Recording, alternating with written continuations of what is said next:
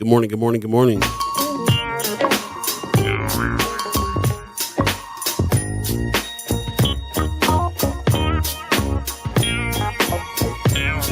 want to.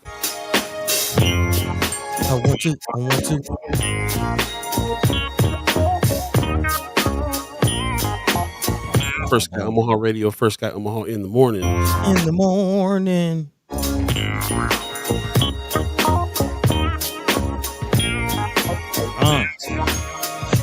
Wake up. Got to get up.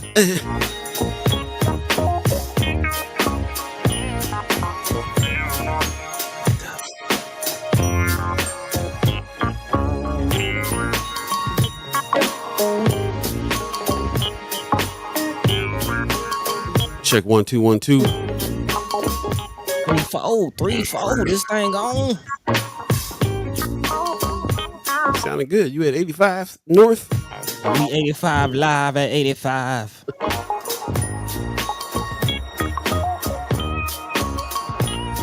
Dial in.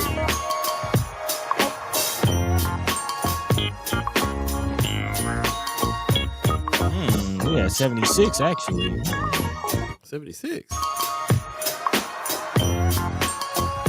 How about now? Butter. Like butter, baby.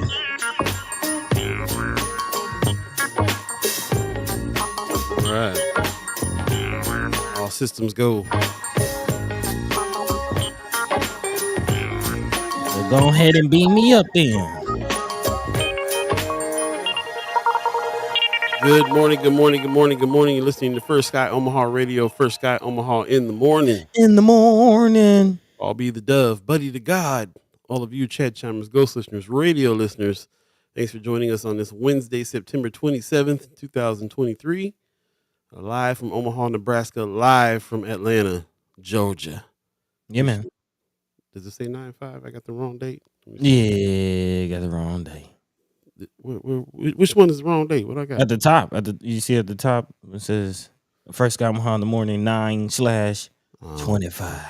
Okay, well.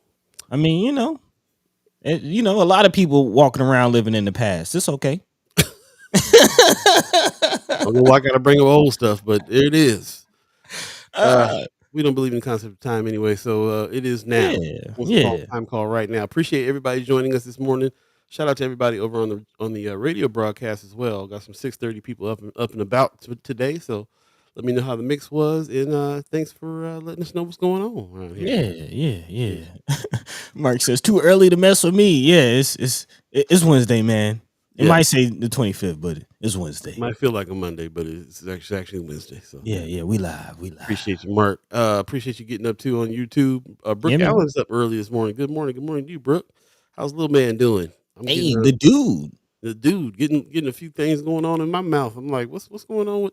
Not feeling too good today myself. So I'm like, and I hadn't been around. He wasn't feeling good, and I was like listening to his symptoms. Like, man, I'm starting to feel like that too. So I hope something ain't going around here. Tamika Johnson gives us some sunshine. Good morning to you. Miss Erica Fell says good morning. Good morning to you as well. Appreciate that. In the morning. He said, "Is this the live video? What do you say?" Yeah. Oh, okay. He was all confused. You thought you was looking at Monday's show. Okay, gotcha. Yeah. My bad. That's me. I knew I was forgetting something this morning. You should have went down my checklist. Mark said, "Good morning. Just signed up for the new COVID shot. They're available." Yep, we were talking about that yesterday. New COVID shot is available. How y'all feel about that? Mark's going to get his, and how are you guys going to get yours? What you thinking? It's a thing. It's weird because this time around we're not getting a whole lot of news about the new variant.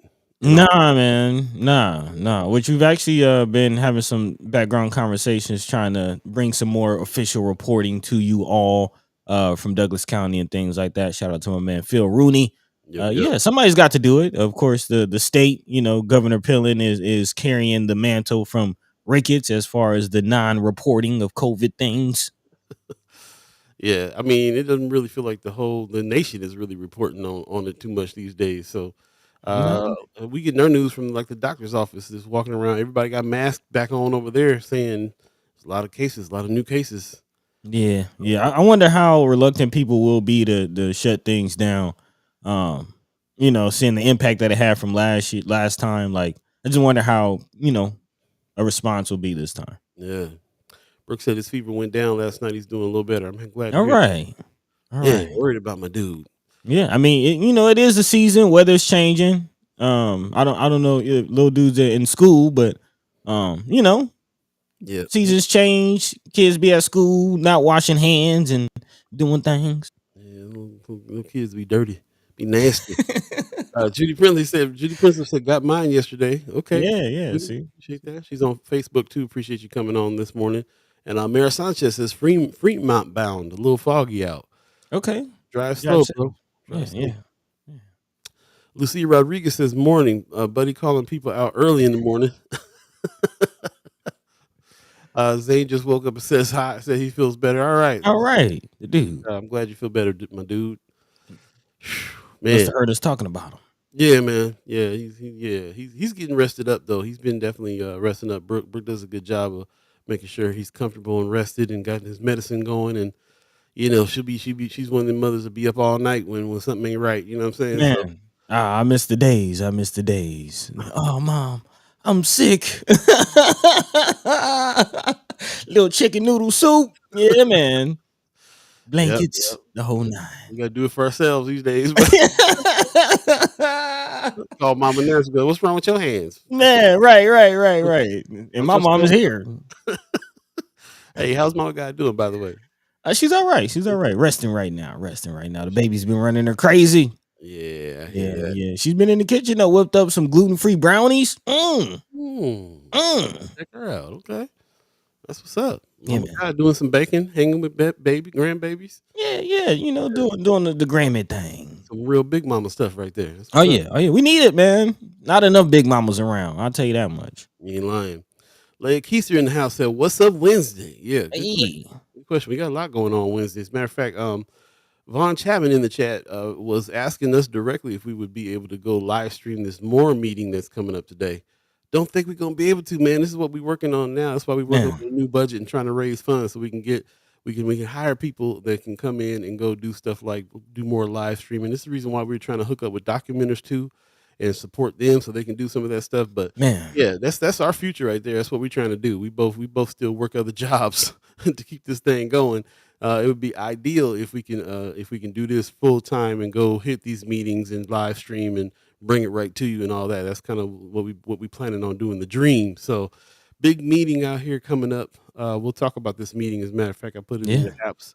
But even before we get to the house, we'll talk about this meeting. Seems to be a very important one happening. And I think there's another one important happening on Thursday that has to do with the DED. So I'll get some more details on that. Okay. Yeah. Okay. Yeah.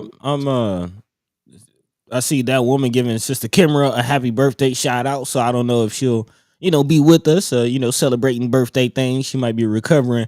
But I would like to hear. I know she went to the meeting. I wonder if anyone else went to that a housing meeting. Again, Senator McKinney. Yep, Senator McKinney was on Monday. Again, reminded us that he will be hosting that meeting on Monday. And I wonder, did anybody go? Did we figure out a definition of affordable housing? Did we finally figure it out? Did we find it?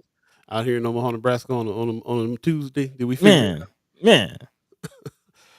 Brooke said, "Wonder where Dad is." Yeah, Pops hit me up about an hour ago. He's writing a novel, so he hit one of those creative streaks. He was up all night writing, and he hit me up an hour ago. He goes, I was up all night writing. I just got done. I'm not gonna be able to get back up in an hour and watch the show, so I'll be a ghost listener today. So okay, hey, shout out to Pops. he Shout out to Pops. sends his love to the fam. Yeah, So, man. Yeah, man. That's what's up. Amy, Another book to the collection. Say again. Another book to the collection. This time a novel, bro. He's been writing some kind of short books, poetry books, and stuff like that. Got a novel going this time. I read the first chapter the other day. Like, man, who? It's a trip when you like close family members. You get into understand their imagination. I think everybody should write a book before they get up out of here. Bro, I had a friend, Arinda Fink, who is a good friend of mine that wrote a memoir, and and she was trying to, she's working on getting it published. She actually did get it published, but dope. I read the first draft and was like, you never know, you know your friends, but to hear their inner dialogue on the page is like, I think everybody ought to write a memoir and give it to everybody they think is close. Oh yeah, man. I mean, You know what I'm saying? we all got a story to tell, man. I'm sure there's some chapters that we haven't told even our closest friends. But we tell it the right way. Somebody can actually walk away with some anecdotes, some things to improve themselves. Again, man, we all got a story to tell. So really, anybody who can hear this, really consider writing a book about your life. And it's not even, and you learn a lot about yourself when you're writing about yourself, first of all. But it's Facts. more, the stuff that you learn and you're willing to put on a page, and you're willing for other people to hear. When you got friends, close friends of yours, and you let them read that, you guys get closer. You're Mm-hmm. understanding their inner dialogue, which is a real trip. So, and he's writing a fiction novel, but it's still like, there's a lot of things coming out of it that I'm just like, man, that's a trip. I kind of feel like I know where that comes from, and I see how he Mm. interpreted that, and yeah, it's a trip. That's So dope. he's inspired. He's my biggest inspiration for writing for sure. Need to get back to that in a big way. Brother Mir Sanchez says I wrote the player's manual. Now I'm focused. All the players play. It's Man. all right. All Come on, right, Bill all right. Sanchez. Wearing afros and braids. Yeah, man. Oh man. Hey, The coolest, man. That's why we call you the mayor, bro. That's why you the mayor. yeah, man, the mayor's cool. Amy H. Dot gives us a good morning fan. Good morning to you. Appreciate you getting up this early in the morning with us as well. Yes, Von yes. Chapman says good morning. He says Sins of the City was informative yet thought provoking. Okay, so you checked it out. Checked Yeah. it out. I'm glad somebody did. I didn't get to see it, man. I'm still looking for it. I don't got regular cable, so I'm trying to find Yeah. On the search. Who got the hookup? yeah, who got the hookup. I did download a TV One app that has full episodes on it, on just the app. But I didn't see it. I didn't see it in the Sins of the City yet. They probably will release it later. Hmm. But yeah, other than that, I think you got to have cable, or you got to pay for Philo. And I can't remember or it's on Apple TV if you pay for if you buy it on Apple TV or something like that. So yeah, it's one of those ones, man. We got to seek it out. We talk about this all the time. People who are getting stuff spoon fed, or people that got to go dig deep and seek it out. Mm-hmm. And unfortunately, so our black networks are still ones that you got to kind of seek out. Some cities got to still ask for it for their cable. You know what I'm saying? So Mm-hmm. TV One, though, man. Everybody should know about TV One, because the woman who started that is from Omaha, Nebraska. Man, got a street named after. Straight up, shout out to Kathy Hughes, who is definitely one of our idols, one of our people that we look up to as far as a pattern of how to do media. You know what I'm saying? Man, mogul. Yeah, big time, big time. Miss Erica Fell says I've been asked too many times. A writer in Toronto used to bug me back when I was just 23. Write for me. Now I want to, but I can't focus. Yeah, you gotta do a little piece at a time for sure. Yeah, yeah, yeah. Wanda Lewis gives us a good morning. Good morning to you. Appreciate you coming on through on Hey. Facebook. Looks like Facebook and YouTube is doing this thing, so I'm Yeah, glad of man. that. If you have Facebook or YouTube, do us a favor, share the show on your page so that we can get as many people in and discussing things as possible. I keep running into people, man, who are ghost listeners. You never. You know what I'm saying? You never know who's tuning in, who's checking it out. So I Yeah, man. appreciate it. Thank you. Amy H. Dot just answered your question, buddy. She says I went to the affordable housing meeting Monday. Had to leave about noon. Wasn't there for the whole thing. Well, Hmm. like to hear a little bit about it, if you don't mind sharing the parts that you did hear, because we Yeah. definitely want to know about. That was an important meeting this week too. So Man. definitely want to know about it. Any big takeaways? Big time, Yeah. big time. But before we get into too much of the day and what we're gonna be talking about, how you doing, Paul? Man, I'm doing all right, man. I'm hanging in there. Work got just it's crunch time of the year for a whole bunch of Yeah. stuff. So work is super hectic. I'm working pretty much day and night, and just trying to remain balanced and do the best I can do. That's about all I can do at this point. So, but it looks like I'm looking at plans that we're making for 2024, which is also part of the work, not just for First Sky Omaha, but also for the Benson Theater where I work at. So, we're just really trying to like gear up and reach some goals, get some goals, sit down on paper and start working on reaching those, Yeah, man. and just trying to steady climb, bro. That's what it's all about. All So, about the hustle. Yeah. yeah. Making it happen. So yeah, definitely glad to hear that, I How guess. about you, man? How about yourself? How you feeling? Yeah, I'm all right. A little tired. A little tired.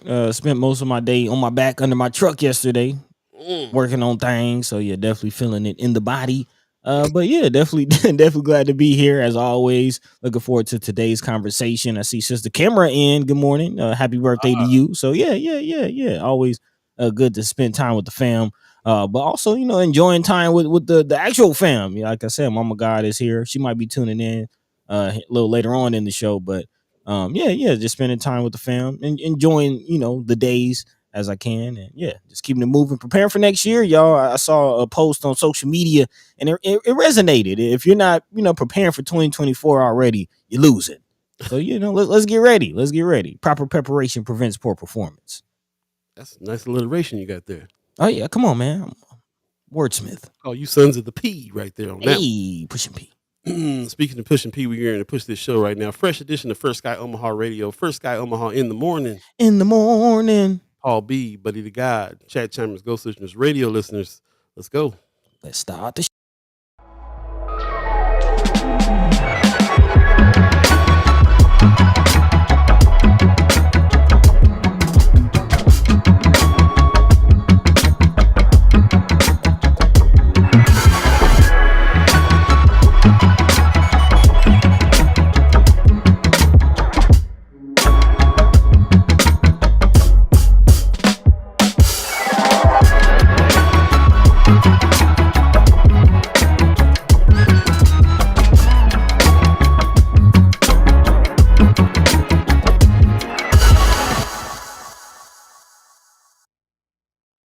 What up, what up, what up, what up? Good morning, good morning, good morning. You're listening to First Sky Omaha Radio, First Sky Omaha in the morning. In the morning. That's right. Paul B. the Dove, Buddi3 Da Gawd, chat Hey. chimers, ghost listeners, radio listeners, all of you that's gotten up this morning to give us the good mornings. Man. The 7 o'clock good mornings. I appreciate that very much. Yeah.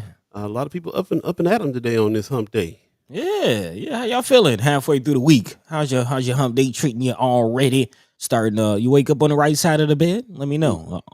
Was not expecting to see Camera. I'll be honest. After the celebration birthday tings last night, let us know how you feeling. Happy birthday, sis. Yeah, that's what's up. Amy H. said she got to spend some time last night with Kimra on her B-Day, so I guess you guys was partying a little bit last night. That's what's up. Yeah. But Stephen Abraham in the chat on Facebook, appreciate you coming through. He said we made it through another rotation. Good morning and grand rising. Yeah. That's what's up, man. Appreciate that. Shame. Brother Mayor Sanchez says I dated a chick in Bethesda, Maryland, that used to write for Word Up magazine, loves go-go music. That's what's up. Okay, word up. It reminds me of our friend Kyle Eustace, man, that's still out here doing big things. Man. With the writing on music, man. There's still going on. We don't have a Word Up magazine anymore, but we got people like Kyle that's going around, making sure they're covering the culture on all kinds of different magazines. So that's what's up. I also love go-go music myself. I always wanted to do a go-go band. I thought that would be real fun, man. Dope. Being a drummer, to have a full-on go-go band happen would be dope. You talking about a party.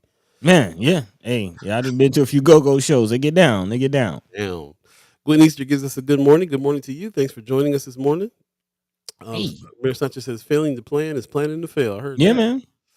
Stacey Jean in the house says, good morning, First Sky Omaha family and friends. Appreciate that.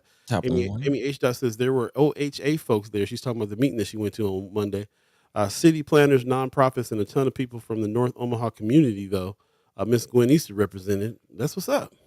She said she went to the Wanda Lewis said Gwen Easter went to the meeting too. Okay. Miss Easter, let us know what your thoughts were on the meeting. Definitely want to hear about that meeting on Monday. And we definitely got to talk about this meeting coming up today too. This more meeting that everybody's talking about. We'll talk about it coming up. Ms. Kimber Snipes says, phew, I got sick yesterday, so I didn't even go to dinner. We just went out to the motorcycle club last night. I think it was something I ate yesterday. Oh man, sorry to hear that. Yeah. I hope that's all it was, really, though, because I think something's going around here, man. You think so? Yeah, it's a bug. Some kind of bug happening.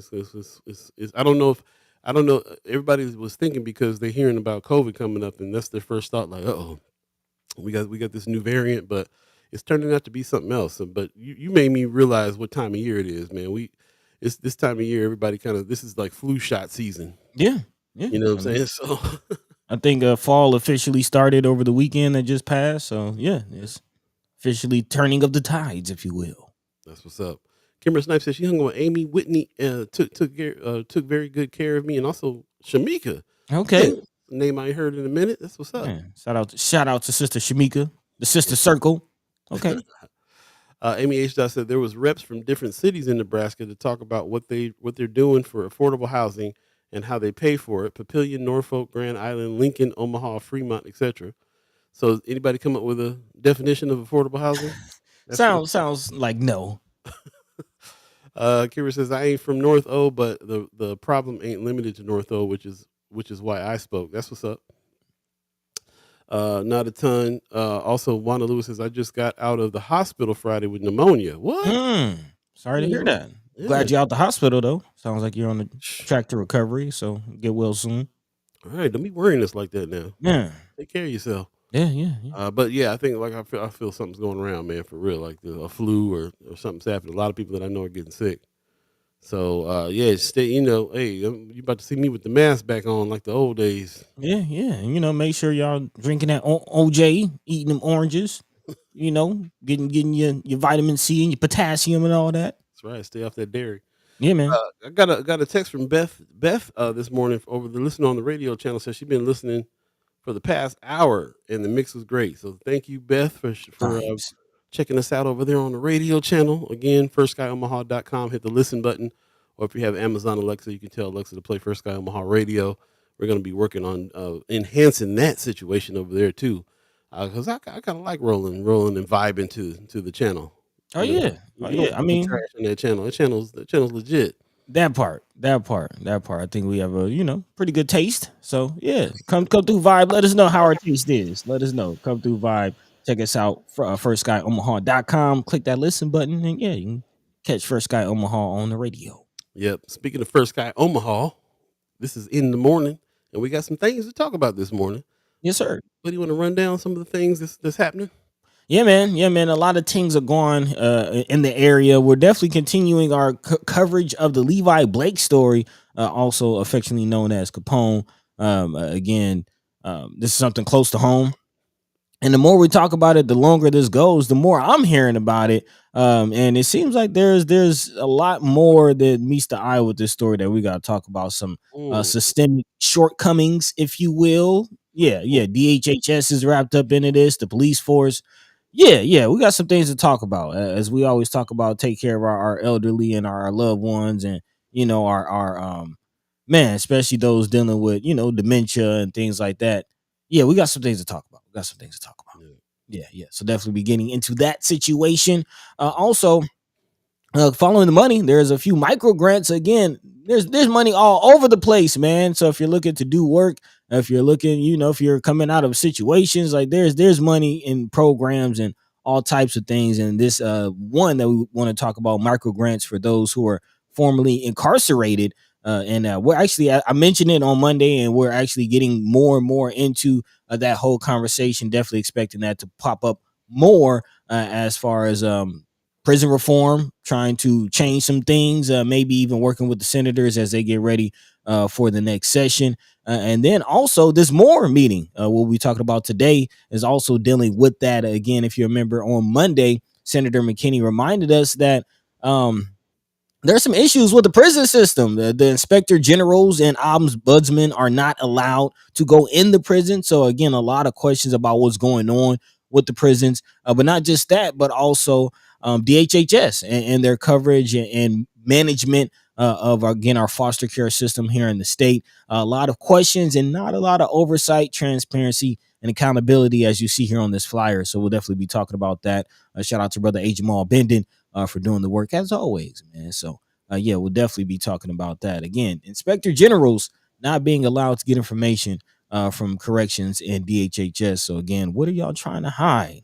Hopefully we'll figure Wow. that out. Yeah, man. Yeah, man.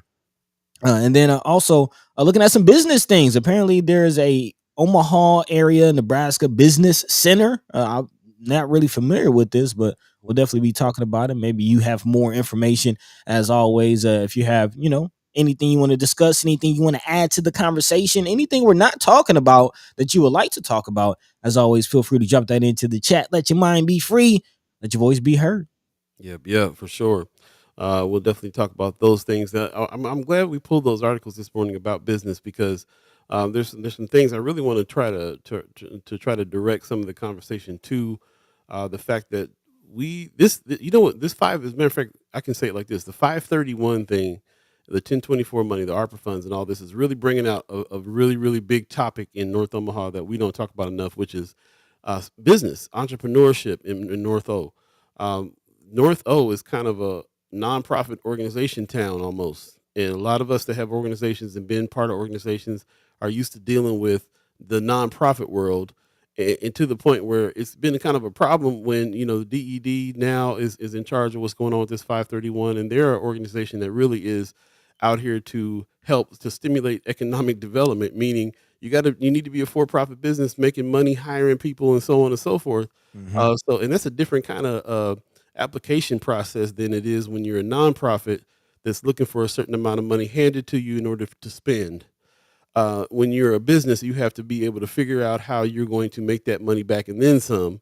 And that's a different kind of process. That's when you get into business planning, and that's when you get into all that type of thing. So, Yeah.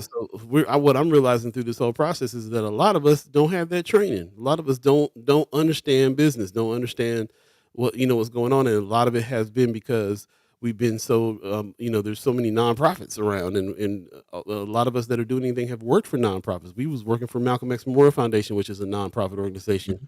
and all of my skills in fundraising happened when I was working over there, needing to raise nonprofit dollars. So now we ventured into First Sky Omaha, which is a for-profit company, and we you know what I'm saying. We trying to figure out how to make it work. How do you turn a nickel into turn a dollar into two, Hmm. and that's a real thing to have to understand and learn, and especially when we're in a area, and some areas in North Omaha doesn't get a lot of play from other parts of the city, which you got to have in order for you to have a successful business a lot of times. So there's a lot to talk about there, and I definitely want to start venturing into that conversation about it, because I think what we need to do is, if we're going to be people out here trying to communicate things and teach things, and get the places that we live to get more well informed about things. Being informed about business is crucial. Who are our business leaders? Who can we say are leading us in business and entrepreneurship? When you think about black leaders in North Omaha, most of them are coming from churches or nonprofits. Mm. Where's the leaders in business? Yeah, and I would say the ones that I can think of aren't very public figures, aren't That's very forward facing, aren't very open about the moves that they're making and inspiring the next generation of businessmen and women. Yeah, yeah, it's a my lot to point that. exactly. So we'll definitely be in that talking about that and moving in that direction, going forward too, with all the conversations that we're having, especially about like the ARPA funds and things that are the money that's going to be rolling out here before the end of the year from the 531 bill and all the other places that you can get it. This place that we're talking about now, the one of the ones in the headlines, is a company that's been around for a long time, that offers micro loans and business loans and stuff like that to people who have businesses. You have a place that you, or a place, or a online business or anything that you're making money with. Then there's business help there that's beyond what's going on with the 531 money and so on and so forth. And the biggest thing to take away is that 531 money is not nonprofit dollars. It's not, we're not supposed to just get that money and then spend that money up how you do with nonprofit dollars. That's supposed to be an investment Right, in your company, in your business. that's the word. Right. So that you can hire more people, so you can do more business, make your business bigger. So, so there's still a lot of questions around about, organizations that aren't doing that. Are they even supposed to get those ARPA funds? Lots to talk about. Lots to Yeah, talk about. I actually was able to sit and talk to somebody from the DED just yesterday, and finally. we're definitely gonna have some of those cats on the show. They agreed to come on the show to talk about it, so we will. And that's where I'd like to steer that conversation. Let's talk about business. Yeah. Who are our business leaders out here? We got to know. Yeah, I mean, I've mentioned it several times throughout this conversation and in the years that we've been covering this situation. And again, don't use this or don't look at this or view this whole window, this whole opportunity as far as 1024 and 531 as a window that's going to open and close. Like this is more of a starting point, an opportunity to get into business. Like Paul said, if you're not familiar with business planning, business management, not just getting money, but circulating money. That's we're talking about currency. We're talking about current. We're talking about money, making money. I see you, Brother Von Chapman. He says if you can't make money, you're a nonprofit, and there's no real advancement and nonprofit. Like the advancement is in the profit margin. That's when you start to invest and do other things in the profit margin. So if you're a nonprofit, then there's no advancement. That's just how it works. Yeah, So nonprofit organizations are supposed to be there to solve a problem right, in the community, and and after that problem gets solved, they're supposed to dissolve. right. They're supposed to not be there for a long time, but we're trying to build entities that will last for generations. Legacies that will last for generations. Right, Exactly. I right, appreciate that. right. Appreciate you on the same page with me on that, man. We Yes, definitely got to go sir. in that direction. Just jumping in the chat real quick before it gets away from us. First of all, Kimber Snipes has said something that I was like, say what? She said Amy took better notes than me at the hearing. Say what? We got a note battle going on. Amy H. Dot says they asked different folks how they define it, talking about affordable housing. The general consensus I heard was that HUD's definition is, which is 30% of a person's income. I Okay. mean, that's because that's what we've all been told. You know what I mean? Like that's Well, but what does that actually mean? Because exactly we like Brother McKinney came on the show Monday saying that the median household income in the North Omaha is under $30,000. It's 25,000. So what's 30% of 25,000? Where's houses with that kind of rent? right. How Right. how you justify that when you got to do market rate with your properties? Tony Johnson in the house. Good morning on Facebook. He said a lot of talk in barbershops and on Bacon Vargas campaigns. Okay, so that was Hmm. what was going on there too. And that's another thing. I'm glad you brought out barbershops, just in general, because I'm thinking about that too. When everybody talks about black business in North and South Omaha, especially, they're always talking about stuff like barbershops, beauty salons. There's more business. We're Yeah. talking about building business and industry that can, like you said, legacy businesses that are world players, not just local players, but nationwide and world players is what we're talking about. Yeah. They keep on every time I turn around, I hear Miss Carmen Tapio's name. We're gonna have Miss Tapio on because according to these definitions of business, she's kind of one of the ones that's doing the biggest business around here Yeah. and kind of Actually, being in the recognized nation. in the nation, right? Yeah. Yeah. So I mean, when I think of that's the first person I think of when I think of who are our business leaders. Mm-hmm. I think Carmen Tapio Yeah. right off the bat. And so we got to. Shoshana. There you go. These are people that are making money, that are doing business, that are opening up franchises, that are expanding, that are hiring many people. That's what we got to talk about. Yeah. Moving on, Miss Erica Fell says, I'm 53, been self-employed the majority of my life. I've owned a nail shop, a traveling nail service, and a child care. I still don't understand how to make a presentable business plan.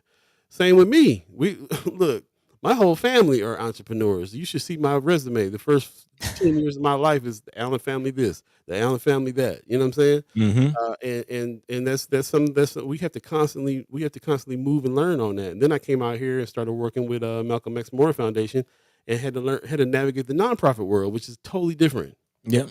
totally different. So we even had to learn this lesson during this whole kind of ARPA fund situation here about how we had to revamp the things and go get help to revamp things. Where are the financial institutions out here that can help with those things? Well, there's tons of organizations out here, even in North Omaha, including Yeah. Julian Young Advisory. Like there's tons of organizations out here. If we can get in our mind, get that mind wrapped around the fact that we got to make money. Right. And there are more coming. You got iHubs coming. You got a few who have applied and have been, earmarked for funds to help other organizations. So again, it's not just these direct funds coming from the DED, but other opportunities will be coming. So yeah. And also one thing I did want to share. This is something that you and I were talking about, Paul, but I think the listeners can pull something from this as far as like the difference between a hustle and a business.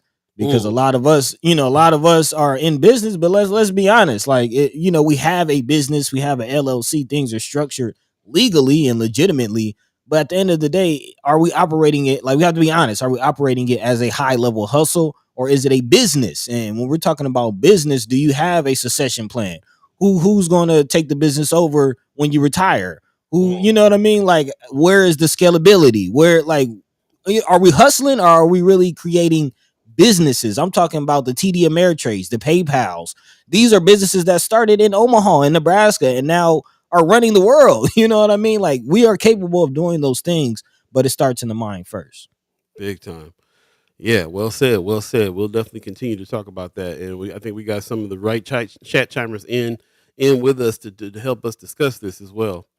Jumping back into the chat, talking about that meeting on Monday, Gwen Easter said the only definition that we heard repeated over and over was the federal HUD of 30% definition. Senator McKinney and Urban Committee did a good job with listening and asking questions. I felt that most developers and few nonprofits really could care less. They're not affordable housing. That not affordable housing have and are affecting people in all communities that have lost homes, sleeping in cars, hotels, and can't find homes. I appreciate your comments there about that. Amy H. Dot said Angel Starks with Spark has specific numbers and an interesting take on things. It would be great to have her on the show. Okay. Appreciate that. She's also said she's answering Malik saying one thing that Spark said was that they think 30% should include utilities, and I'm not sure everyone is including that. That's a great point. They're not including that in that 30% for sure. No, it's just rent. It's just rent. So yeah, it definitely should include utilities, but also like this 30, there's too many variations. Like how do you come up with an even market rate when 30% for somebody else is going to be different than 30% for the next person? Like there's no standard. There's no bar. Like 30% is a moving target. That's not a real definition. Let's just be honest. And I understand everybody's saying that, but most likely that's because that's what they've been told. That's what they heard. Nobody's coming up with a definition of affordable housing on their own. Yeah. They're only going with 30% because that's what they've been told. And it's the real question is, how do you have a market when it's a sliding scale like that? That's the point. If you're in North Omaha and your household income is $27,000 a year, what 30% of that should be your rent? I don't even know what the numbers is on that, but it's a pretty low rent. How can that work when you're building market rate stuff and you're building homes and materials are skyrocketing and so on and so forth? How do people create those types of situations and still have a market? So that 30% of your income doesn't answer no questions as far as I'm concerned. That doesn't answer any questions. It creates more actually. Amy H. Dot says the reality that I know is true is that the material costs have skyrocketed since 2020. And it costs more to build a house than someone you can sell it for. Since sometimes you can sell it for, let alone building affordable homes. Also, Malik Rogers says that woman, part of the problem with using a calculation is that households now are more single income earners than dual income earners. Interesting. That is interesting thought too. Yeah, we definitely went through a time in the 90s and in the 2000s where we talked about everybody in the home had to work. That was the change then in the 90s and the 80s and the 90s. Everybody in the home, mom and dad, had to work. But you're right. Like those demographics has probably changed now to where there's more single income earners than dual. So right. How does one person do that? I don't know many people at all that live by themselves at all. Like they got to have a roommate. They got to bring in some people. They got to live with fam. They got to do something. Because how do you afford anything if you're living alone? That's a tough one. Right. And man, I didn't even think about like utilities. We talk about internet. Is internet wrapped up in that? Is internet a necessity now? Man, there's a lot of things to think about on that. I would say with the 30% if they added like 30% of the median income, then that's a more concrete definition. A little bit, but I mean, what's that? And how many people fall through the cracks when you're trying to go off of median income data? Mm-hmm, how many people even how many people even participate in the census? Where is this data coming from? Because all I see is people falling through the cracks all the time. Tony Johnson said, so no matter how you calculate it, nothing will be affordable for North Omaha. Right? Look at average home income. Right? Average home income. Brother McKinney just said it. Senator McKinney just said it Monday on the show. We were talking about I said 30%, 30,000 a year. He was like, I think it's under that. He was it was between 25 and 27, according to him. So what is 30% of that? Not to mention, somebody mentioned last night to me that millennials ain't really worried about buying homes. They want the amenities, not the responsibilities. They want to not have. They want to live in apartment complexes and so on and so forth. And I kind of right away, my spidey senses was like, wait a minute. I feel like millennials don't think they have access to buy homes, so they just kind of don't even worry about it because how can they afford homes? And nobody's jobs are hardly anybody's jobs are making it so that you can buy a home. Especially that if your home is you're trying to 30% of your income goes to your rent. What about your bills? What about utilities? And then what about maintenance of the home and insurance and taxes on the home and everything else? Like, how much do you really have to make in order to buy a home? Somebody, when we were talking about it in the group I was in last night, somebody shouted out $67,000 is what you need to be able to have afford and be able to afford the market rate home buying. Yeah. How many people got that? How many people's making that kind of money?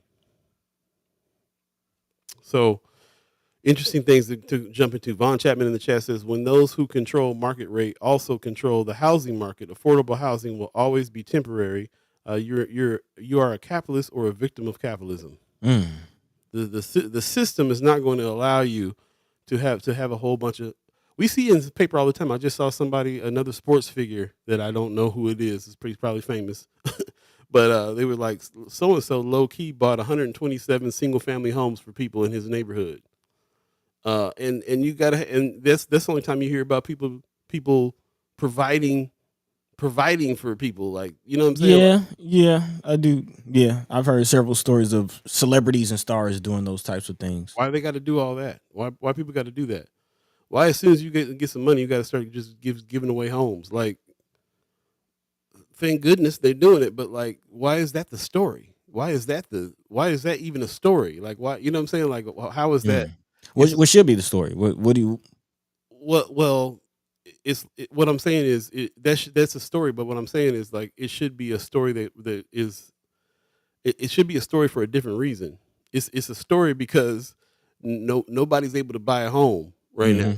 You know what I'm saying? Like, it's one thing to gift people some things, but not because, like, what would they ever what would they ever would get? What would they ever get if not for this one-off special gift? How sustainable is that? Yeah. Criminal Snipe says, you can't convince me that all the black and other immigrant communities that will be displaced from Southside Terrace will be able to afford to live there. Yeah, that part. Southside Terrace, I heard in the news, is about to get demolished, right, and rebuilt. That's what they said on the news channel. Oh man, yeah, it's going down now. Canopy South finally closed it out, huh? Guess so. Southside is done a better job than the North Side of everybody getting together and having one project that they want to work on and really pushing for that and asking for the money that they need and getting it and going for it. But you're right, it's gonna. I think there's gonna be some displacement because of it. Gwen Easter in the chat says, one thing that bothered me was one speaker said basically that people who come from other countries can get loans for buying homes without credit because that's considered good credit. However, banks will tell blacks and possibly other Americans that they can't get a loan if they have bad credit or no credit. What bothers me too is that people can rent homes for $900 to $2,000 and pay for years, but the banks won't give them a mortgage loan to buy a house, and the mortgage loan payment could be cheaper cost for rent. Yep. I also said that the developers get tax breaks, but homeowners don't get tax breaks. Their taxes just go up when these non-affordable apartments and houses are built. You got some really good points out of this, man. I think about that all the time too. There was a big push for people to include your rental history in your credit history because of that. How are you paying $1,000 a month for an apartment for years, and that doesn't say anything to your ability to pay back a loan? That doesn't make any sense. Well, actually, there is. I don't know how many of y'all familiar with Credit Karma. Credit Karma, or it's not Credit Karma. I'm gonna have to get but there is a way to. There's a company you can sign up for that will report your rent payments to the credit bureaus. Yeah, but I'm saying the credit bureau should be doing that already Automatically. Yeah.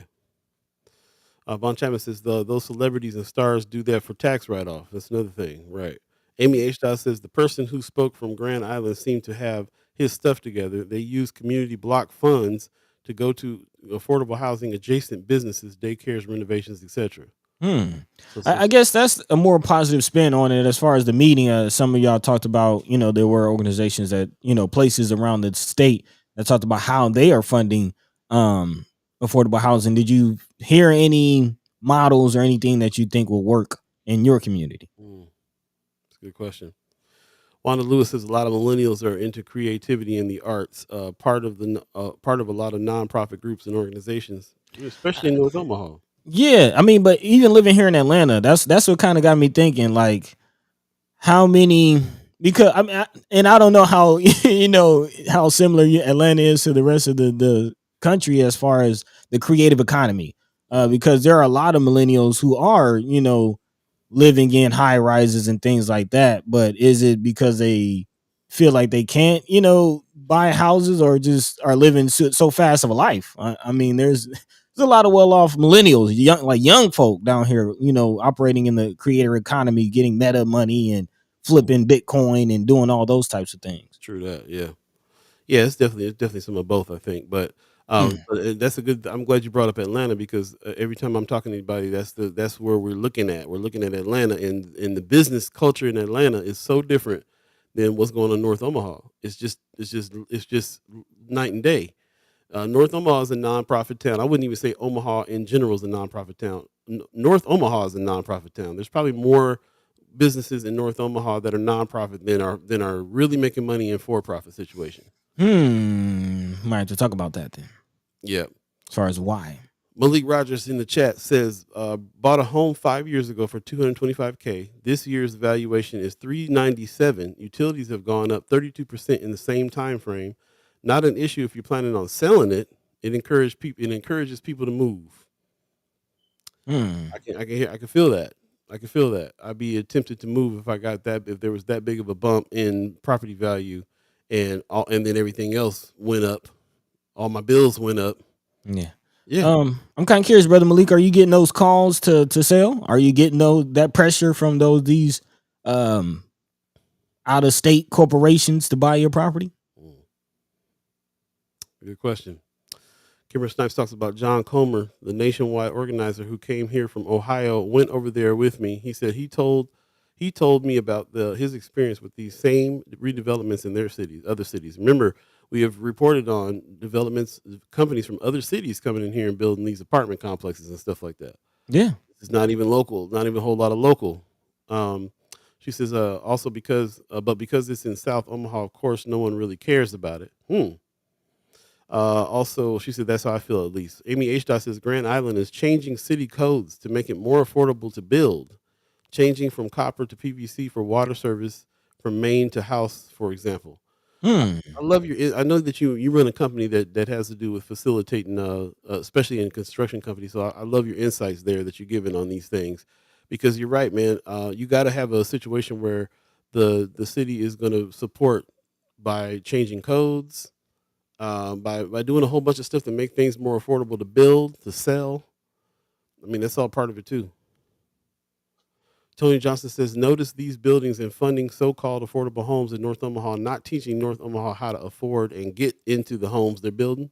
Hmm. There's some programs out there, but you can have all the programs in the world if you don't got a job paying a living wage, or a wage for you to be able to do it. If you don't have that income, you can have all the classes in the world on how to get in it, but how you stay in it. Wanda Lewis says paying your utilities on time also helps your credit score. Okay. Yeah. Yeah. Yeah. It'll go against it if you don't know that much. Kimber Snipes says they don't get enough CDBG funds though. I think GI gets like 365,000 or something like that. Hmm.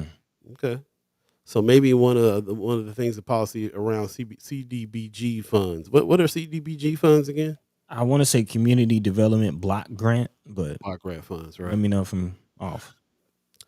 Miss Eckerfeld says my son could buy a house. He doesn't want the yard work, responsibilities, etc. He likes to jump on a plane when he wants. I mean, there's a Yeah. point. Millennial. It was a millennial that told me that millennials are not really interested in. They want the amenities, not so much the responsibility of a home and stuff like that. Well, I will say, like, it's nice to be able to just call my property manager now and be like, hey, this tree need to be cut down. Bro, it's apartment life for me from now on. You might see Paul B living in a hotel one day. I want all the amenities. We appreciate everybody that's jumping into the chat. The chat is absolutely getting away from me, but thanks for jumping in. I'm going to jump down to Sean McCarthy because he hasn't been able to jump in yet. He said, without inheritance, I don't know how Gen Zers and millennials can save for that 10%, 10 to 20% down payment for a house when the average person probably has rent, student loans, and a car payment. We ain't even started talking about student loan. Man. Student loan bills. Mama got in the chat as well. She said credit bureaus are not the ones to report. They're just the repository for the credit reports. If a creditor does not send the file, they won't know. So yeah, you got to be a creditor. That's what I mean. There's some things out there that can show that you can pay the rent. That is not being. That's not. They're not linking together. It's not helping. So I would say definitely go back and check out the chat. Brother Knight is in the chat too. The first time I think he's posted today. He said the intent by the uber wealthy is to make the entire society a renter society. I have heard about that we are going society. When I say we, is being pushed towards a reality of own nothing, use everything, or something like that. Like you're not going to be able to really own anything. And when you look at like streaming, we used to own our movies, but we don't anymore. If the internet is cut off, what you gonna do? And when we in the groups that we're with and we talk to, ownership is key to all of it. So it's interesting that we have less and less ownership than before for everything. 7:52 already, y'all. Woo, my goodness. Yeah. Great conversation though. Great conversation, and we will continue it again, trying to figure out housing. But I like the solutions side of it. Thank you, Amy H. Dot, kind of letting us know about some of the codes that have been changed. Again, if you heard anything at that meeting that you felt, hey, that's revolutionary, or hey, I haven't heard that might work. Definitely, let us know. Let's move towards that. What are some things that you're seeing, some ideas that you have that you want to bring to the table? That's what's up. Let's move on to look at the chat. Miss Eggerfeld said, I still got CB4 on VHS. Hey, and I'm black, y'all. And I'm black, y'all. And I'm blackity black, and I'm black, y'all. And a VCR in the closet. We'll be watching it on replay. I heard that. Hey, appreciate that. 7:53 again. 7:53. If you believe in the concept of time, that is, and it has definitely got us. We've definitely. We're in the moment. I can tell you that much. Big yeah. time. Oh yeah. People hit me up on the phone and everything. I mean, man, calm down. We're on the show, so let's get to the show. So, a lot of articles that we pulled today that I think was very, very important. I appreciate everybody that put stuff in Friends of First Sky Omaha. Somebody was asking to comment, how come you can only do one post a day? We put limits on that on Friends of First Sky Omaha because there was a whole bunch of doom scrolling going. People just putting article after article after article with very little engagement on those articles. So everybody should only be able to do one a day. Somebody said that somebody else was able to do more, so I got to go ahead and check it out. But I appreciate everybody that does put stuff in Friends of First Omaha. We limit it to one a day, so you can just kind of be kind of intentional about which article you want to put in and really get a discussion going on it, so we can have more kind of discussion. If that doesn't work, we'll figure something else out. So let us know, give us some feedback on how it is that we should work Friends of First Sky Omaha in order to keep the conversation going when we're not live, which is really the point of that group. So let us know. Appreciate that very much. In the meantime, between time, buddy, what's on top of your mind first off? Well, let's go ahead and dive into this more meeting, because I think that's definitely connected to what we're talking about as far as meetings and just trying to figure out what's going on out here. And this is definitely the case of the Inspector Generals of Child Welfare and Prison, who will be at this meeting coming up on Wednesday. So it's going down today. If you're able to make it, definitely pull up. As you see the flyer on the screen, it goes down at 7:30 this evening. Yes. Yeah. So again, tonight at 7:30 in North Omaha. Sorry. 6 p.m. to 7:30. Oh, okay. Oh, okay. My apologies. Kind of small there. But yeah, 6 p.m. to 7:30. So if you can make it tonight in North Omaha, key players in state government oversight will meet with the community as reported by Channel 3. The inspector generals and also ombudsman of the state will be meeting along with MORE, which stands for Movement in Omaha for Racial Equity, who will actually be hosting the event. The goal is to quote unquote demystify oversight reports on the foster care system and prison system and give the Lincoln-based state oversight heads a chance to hear directly from marginalized communities in Omaha. Again, shout out to brother A. Jamal Benden, who is the chair of MORE. He says Inspector General's work often has a lot to do with race, which is again a big issue. When we talk about this story, it's not just about again these inspector generals, but the restrictions that they have been given recently, as has been kind of a standoff really between the legislative branch and the executive branch, and you know, kind of some of the administrative departments under Governor Pillen, specifically prison and DHHS, Department of Health and Human Services, and their child welfare system. Again, we've been talking about St. Francis Ministries, who was the organization that managed the state's child welfare system, I guess you could say, before, again, the whole controversy hit and the state took it over. And it really hasn't improved since then. And really, some could say has gotten even worse. Again, inspector generals have not been able to get a lot of information about what's going on with our state's welfare system, and then also prisons. They are not even allowed into the prisons, as Nebraska remains the most overcrowded prison system in the country. What is going on? And again, big shout out to brother A. Jamal Bender for trying to get more information on that. He says Omaha is a diverse community, and sometimes our systems and apparatuses don't reflect that. Our goal is to kind of be facilitators and sometimes educate and advocate on these important issues. So again, this is a fight that we all might have to get behind, as some, again, what are they trying to hide? Why aren't inspector generals being able to come into the prisons? What's going on with the foster care system? A lot more questions than answers. That's what's up. Kimmer Snipes in the chat says, A. Jamal said to tell y'all, thank you for elevating this. Thank you for your efforts. Man, Says A. Jamal also has a large interest in who is in the foster care review board. He used to work for Promise Ship, and that's what's really started getting his attention. He also used to be the Douglas County Disproportionate Minority Contact Coordinator. It's interesting. If I'm not mistaken, Promise Ship, wasn't that the organization that lost the contract to St. Francis? I don't remember. Was it? It goes back even before St. Francis. If you remember, there was a sister.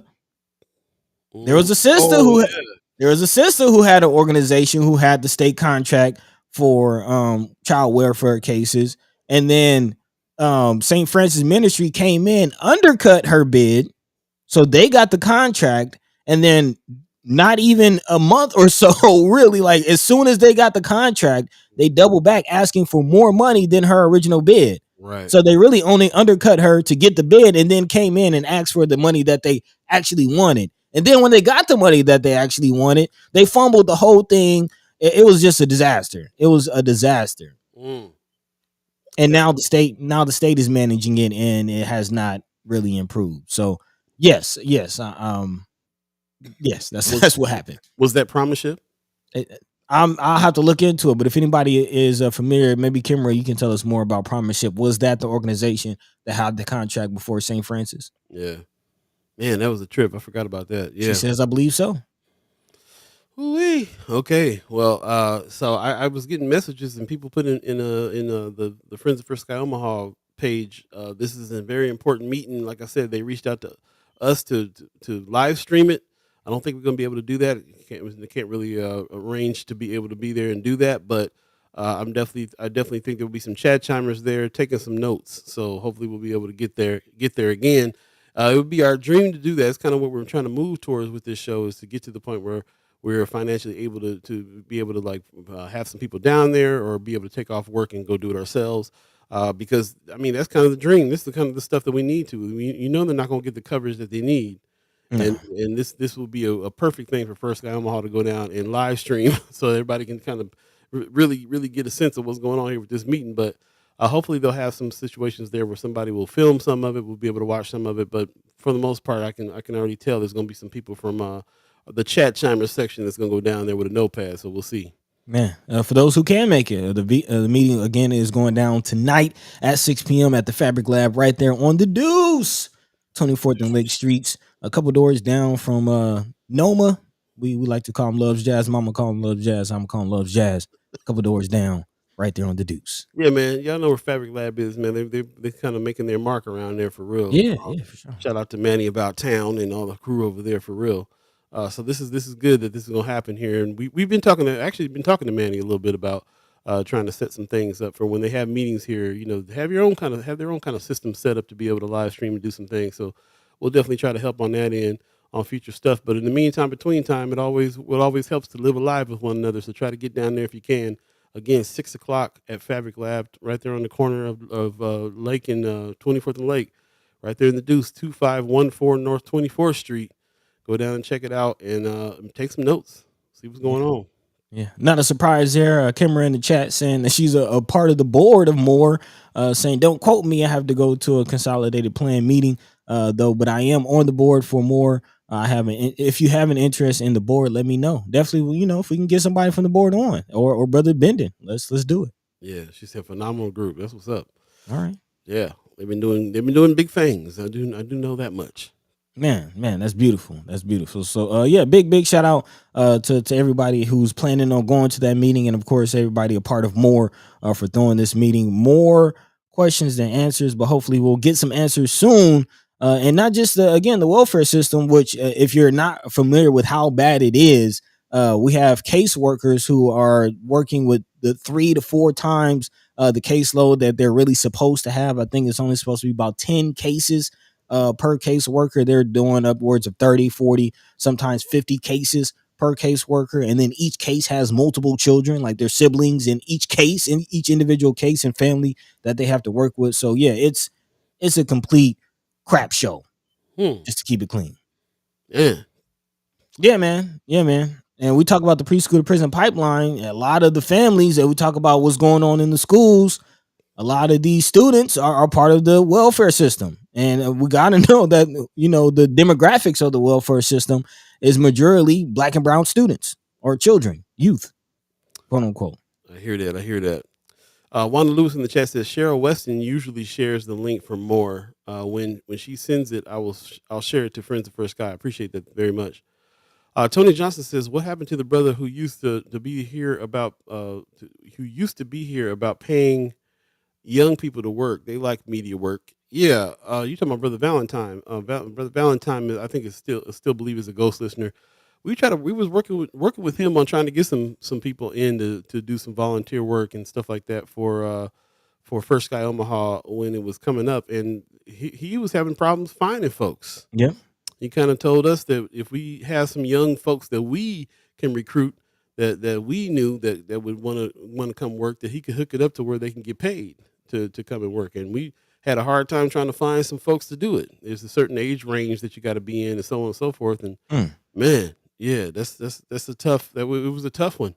And we weren't able to really take advantage of that, unfortunately. So I don't think he's in that position anymore, as a matter of fact, but still associated, still friends of First Sky for sure. But I don't even know if that organization still exists, if there's still the ability to be able to pay young people to come and do some work like that. I'd love to know if that still even exists. Von Chapman in the chat says, is there anyone from the Examiner that can be asked to cover that meeting? How about asking the Omaha Star to cover that meeting? I don't know if Omaha Star got the resources for that. You never know. Maybe Miss Sanders may be a part of that or going down. We'll see. Yeah. And yeah, we can definitely try to put the call out, put the word out, and see if anybody can go cover that for sure. But this is just another example of this is the reason why we're doing what we're doing and trying to get there, because we have there's not a whole lot of representation, a whole lot of people with boots to the roots that can be out here covering some of this stuff. And so every plan that we're making is to try to get there, do it ourselves, because here we are talking to y'all and understanding what's important. What's important here for our community is to be able to see what's going on with this meeting, support that meeting, and and we're having a tough time doing it. So shout out to everybody who like Kimmer and everybody who goes to these meetings and shows up and takes notes and does the best they can and bring it back to us. Amy H. Dot, appreciate all you guys for that. Yeah. Um, When we talk about, somebody asking about the star, I'm just thinking when we talk about black media and we're talking about, representation in North Omaha specifically, there's really only about 15 of us, working in that. nah, it's less than that, bro. Man, right. And I'm really, between 4 or 5 different organizations. It's not many of us. No, When you talk about the Omaha Star, you're talking about like 2 people. yeah, and half of the people that are even doing anything like that aren't even from our community, really. You know what I'm saying? Like Mm. it's just I it's, mean, it's really, I'm thinking of the people from the community. I'm Bill King. there's not 14 or 15 of us from our community, is what I'm saying. Right. I'm saying people that are reporting on North Omaha, there may be 14 or 15 people doing that, but it ain't. That's not even that. There may be 10 people doing that. 5 of them aren't from our community. You know what I'm saying? It's really we really don't have it. It's the reason why we're doing content creators camp. Segue. Content Hey, creators camp happening this Saturday, coming up over at the Elevator Spaces once again. This is going to be week 8 over here at. Wait a minute, do we have that right? Yeah, Elevator Spaces, right? This week. Do you remember? yeah, but it's not the 5th. It's the 30th. This weekend is the 30th. Okay, we all messed up. The 30th coming up. It will be me doing. We need help all around. I'm gonna just tell you that right now. As you can see, we're trying to do it all. But yeah, it is happening over at Elevator Spaces again Saturday. I'll be your instructor. We'll be there at 10 o'clock. So definitely check that out. If you haven't registered, go to Friends of First Sky Omaha and go to the pinned article there and register and come on through. But this is the reason why we're doing Content Creators Camp, because we don't have enough people that even have the skills to be able to, the skills with the desire to go and cover things and go and be a part of these meetings. Even if we had the money right now to hire people to do that, we don't have the people, not that Mm-hmm. are connected to our neighborhood. So it's the reason. So we felt like we had to put a training situation in anything that we do to try to expand. We're gonna have to train folks. So we're still looking for people in our community, especially young folks in our community that are connected to our communities and have access, that want to report, write, film, whatever it is, using media, using new media to go and cover these things, and we just have to do it. So there's a lot, hopefully documenters will come back too. There was an organization that we're going to try Man. to partner with and do some of that. But yeah, we see it too. We see the need too. Oh We yeah. see the need too, for real. I'm gonna yeah, okay. I appreciate that. Uh, the chat's going off. I'm gonna jump back into the chat a little bit. Vaughn Chapman says, "Doesn't Willie Barney have a group of young folk he pays to attend meetings? Where is he at? I'm not sure about the Does young he? folks. Yeah, and I Does haven't he? heard about that.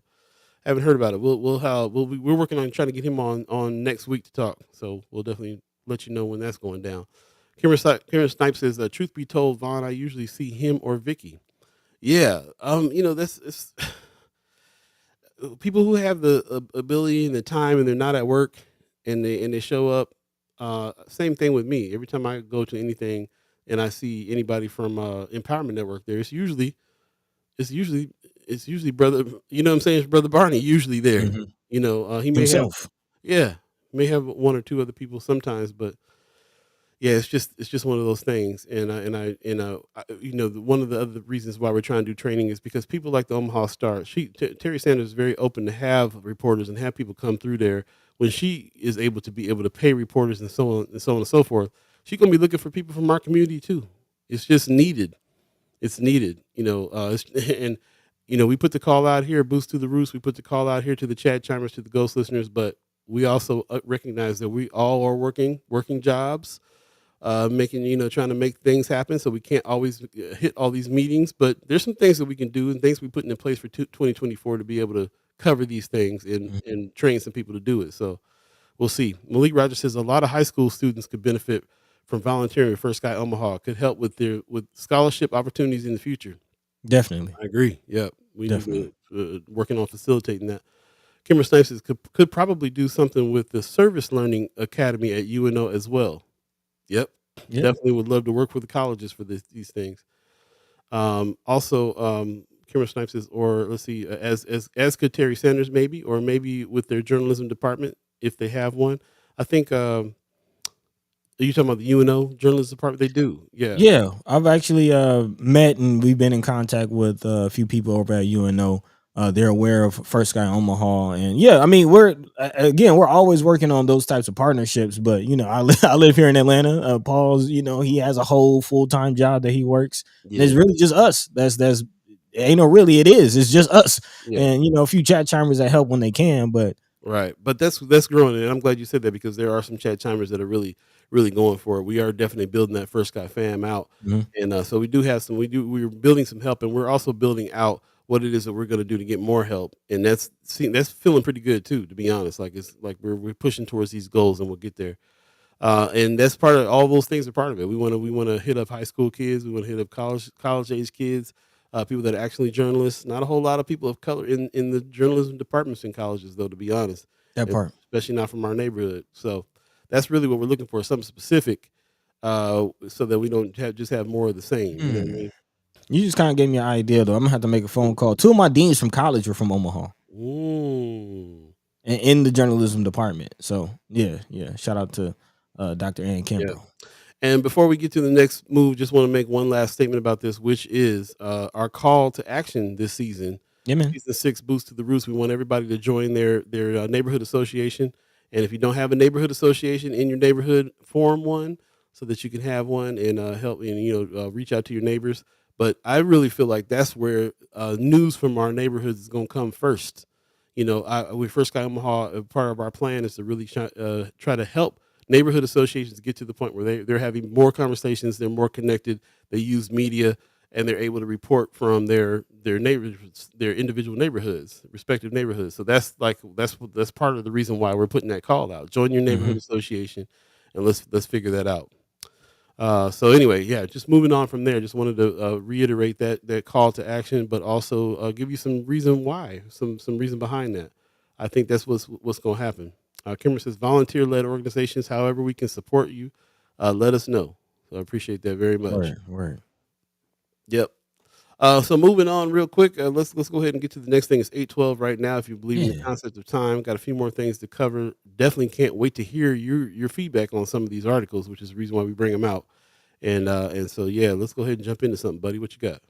man. So diving from this conversation into the next thing, looking at this Levi Blake situation. I definitely we have to talk about this. More and more information is coming out about systemic shortcomings in this, Hmm. and man, we got to do better at protecting our elders. We have to do better at just checking on them, taking care of them. Yeah, man. Yeah, man. After you've worked your whole life, and you get to retirement age, what's waiting for you? Are you just going to be forgotten about? Man. So again, diving into the situation for those who don't know, Mr. Levi Blake, affectionately known as Capone, has been missing for over a month. Again, his family has been searching, but that's where it seems to stop. Not a lot of help, it seems, from the powers that be, if you will, as far as the police department. Even the media has kind of been not very responsive, if you will. But this is being reported by Channel 3, who was with the family just a few days ago, as they stood outside of OPD headquarters, hoping to get more answers. As it reports, family and community members have been searching for Levi Blake for over a month. Blake has dementia and went missing on August 17th. And I want you to keep in mind that he is an 80-year-old gentleman dealing with dementia. Keep that in mind. His last confirmed sighting was near 33rd and Lake in North Omaha. His son, Terrence Collier, again, was at OPD headquarters along with Channel 3 News and Brother Sherman Wells. Big shout out to him for his assistance in this. Hoping to get more answers, actually demanding video. Apparently, there is ring camera, the door camera video. There's other business videos. There's other information that the police department apparently has and has not been willing to release. Um, and in the article, Collier, who is again a Capone's son, he says that we don't have him. Well, we don't have any leads. We don't have anything. He said he's had a huge effect on his everyday life.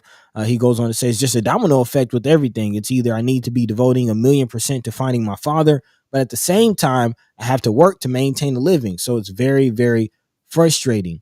Again, he says, or Sherman Wells, who again has been a big help in this, says, think of this as your father, your grandfather. You should have as many people as possible helping when we conduct searches. Again, we just talked to Brother Wells on Monday, but also the big part of this is the state of Mr. Blake. Again, 80-year-old gentleman dealing with dementia. He was not under 24-hour care. So when he left, again, as Sherman said on Monday, the police are not even treating this as a missing case.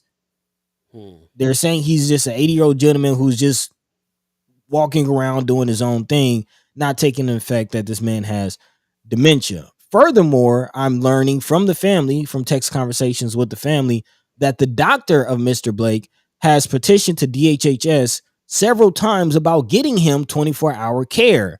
And multiple times they have basically denied him. But now the family has received contact from DHHS and whoever's managing his case, saying that they reviewed his case and now miraculously, if they find him, he's eligible for 24-hour care. This is, again, systemic shortcomings all the way around. What is out there for our elderly? So you're telling me DHHS refused to give this man who's dealing with dementia 24-hour care? His family can't be there. Like, again, his son, like, they have to work. People have lives that they also have to live. Where is there 24-hour care for our elderly? And not only that, but what criteria do you have to fit for the police to treat you as a missing person? I mean, if this was somebody in the white community, but they all you had to say is 80 missing with dementia, and they'd be out in force. They wouldn't be trying to put on this whole, well, he's 80-year-old grown person. If he wants to walk out, he can. They wouldn't do any of that. They wouldn't say any of that stuff. They wouldn't say any of that stuff. That's what makes me mad about it. Yeah, and Miss Wanda Lewis also reminding us about insurance. She says that's because insurance didn't want to pay for the 24-hour care expenses. Ridiculous. So again, what help is there? What can you do?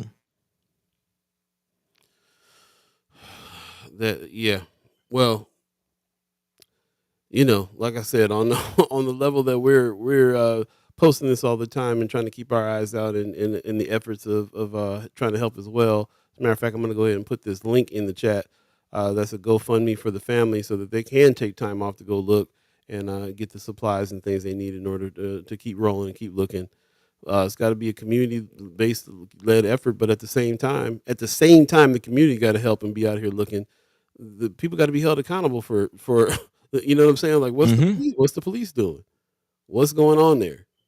Again, what is the point of government? Like, what are y'all doing? Von Chapman got a good question. He says, how much pressure is applied by the Omaha City Council person representing Mr. Blake in conjunction with Sherman Wells' efforts? To be honest, we'll have to talk to Miss Juanita. I got a few questions for Councilwoman Johnson. Mr. Circumfeld says, I saw a wire man of the same age, white man of the same age in scenario on the news just last month on the scanner. And with that, I would like to remind everybody what Brother Wells has informed us about how the search went. He said they sent out a search team one day for about an hour to search half of Adams Park. But again, there was a elderly woman who just went missing, and they had helicopters with body scanners, and man. So yeah, the family is definitely upset about this. They're not rolling over. They're still hopeful. They're still searching. So if you would like to assist, please do so. Again, we have posted the GoFundMe link. But if you're dealing with this, if you have any elderly, family members, loved ones who are dealing with Alzheimer's, dementia, things of the like, there is a comment in here from the Alzheimer's Association who recommends setting up in-home features that make it harder for people to wander off, saying you can prepare your home by adding extra security, like more locks, some more lighting that might turn off if they do go outside, warning bells, cameras, different things like that. So there are some ideas, but again, it'll be nice to get some, help from government, some systemic help, some Well, help. that's bottom line, man. It's bottom line. The way that you think about living in this country, if somebody in your family members, one of your family members goes missing, you should be able to call police, fire, and get some help. And that's what they want you to believe. You should be able to do. And it's pretty rare that people in our communities are able to do that. It's pretty rare. It's police and fire departments work. They do is what they can, and individually, a lot of times they're doing what they can. But you're right. This is a systemic situation here that is allowed for stuff like this to happen. It don't just happen to people in our community. It happens to people in every community. But Oh you yeah. know, it's tough. Because the whole system is jacked. It's jacked up. It's jacked up that so all the way up to like Wanda Lewis is saying with the insurance company. Insurance company doesn't want to pay for things and help. Messed up. Rose review saying might have to put Apple ID tag in a wallet or a belt or a hat or a purse. Yeah, That's that's a good idea too. I mean, is it? I mean, it is a good idea, but I'm saying like, isn't that what Bill Gates and them say about putting chips in you in the first place to be able to track where you're at? Yeah, Going yeah. forward? That part. I mean, I can see you got a family member who has dementia, and you want to make sure that they're safe and they can be kept track of. But you know, are they going to carry their wallet with them all? I mean, who knows, bro? Like, you know what I'm saying? Like, obviously they need 24-hour care. This man's family wants it. The man's doctor has been asking for petitioning for it. Twice. Yeah, Mama God says so now that DHHS approved advanced care, shouldn't OPD send out drones and etc. When Easter said DHHS denied him, now they want to approve him for service after he's gone missing. The family needs a lawyer. I really believe that they probably. I mean, I think it's the pressure of the press that maybe got them looking into it again, because it sounds like they were saying no the whole time before that. Malik Rogers says 100% consumer choice, but when they keep asking how they can improve the paper. Oh, you're talking about Omaha Star. They have a Yeah. conversation going on about the Star. Okay. Yeah. We can do the best we can do here as a community, but again, yes, I'm happy that like Brother Wells is on it. And I'm happy that there's some people on it that's going to put some pressure on the media, on the police department, and everybody else that should be helping as well. Yeah. It's just the sad part is that it requires all that. Like, come on, man. Come on. Big time. Man. Let's take a quick break. You're listening to First Sky Omaha Radio, First Sky Omaha in the morning. In the morning. Paul Beeee, Buddi3 Da Gawd, all of you chat Hey. timers, ghost listeners, radio listeners, thanks for joining us on this Wednesday. What is it? The 27th already. We're already Yeah, coming up man. on October? Man. Already. Yeah. We'll be right back. We'll come back and jump into some more stories and a few haps. Get your haps together for the end of the show as well. Stay tuned. We'll be right back. Peace. Check it out.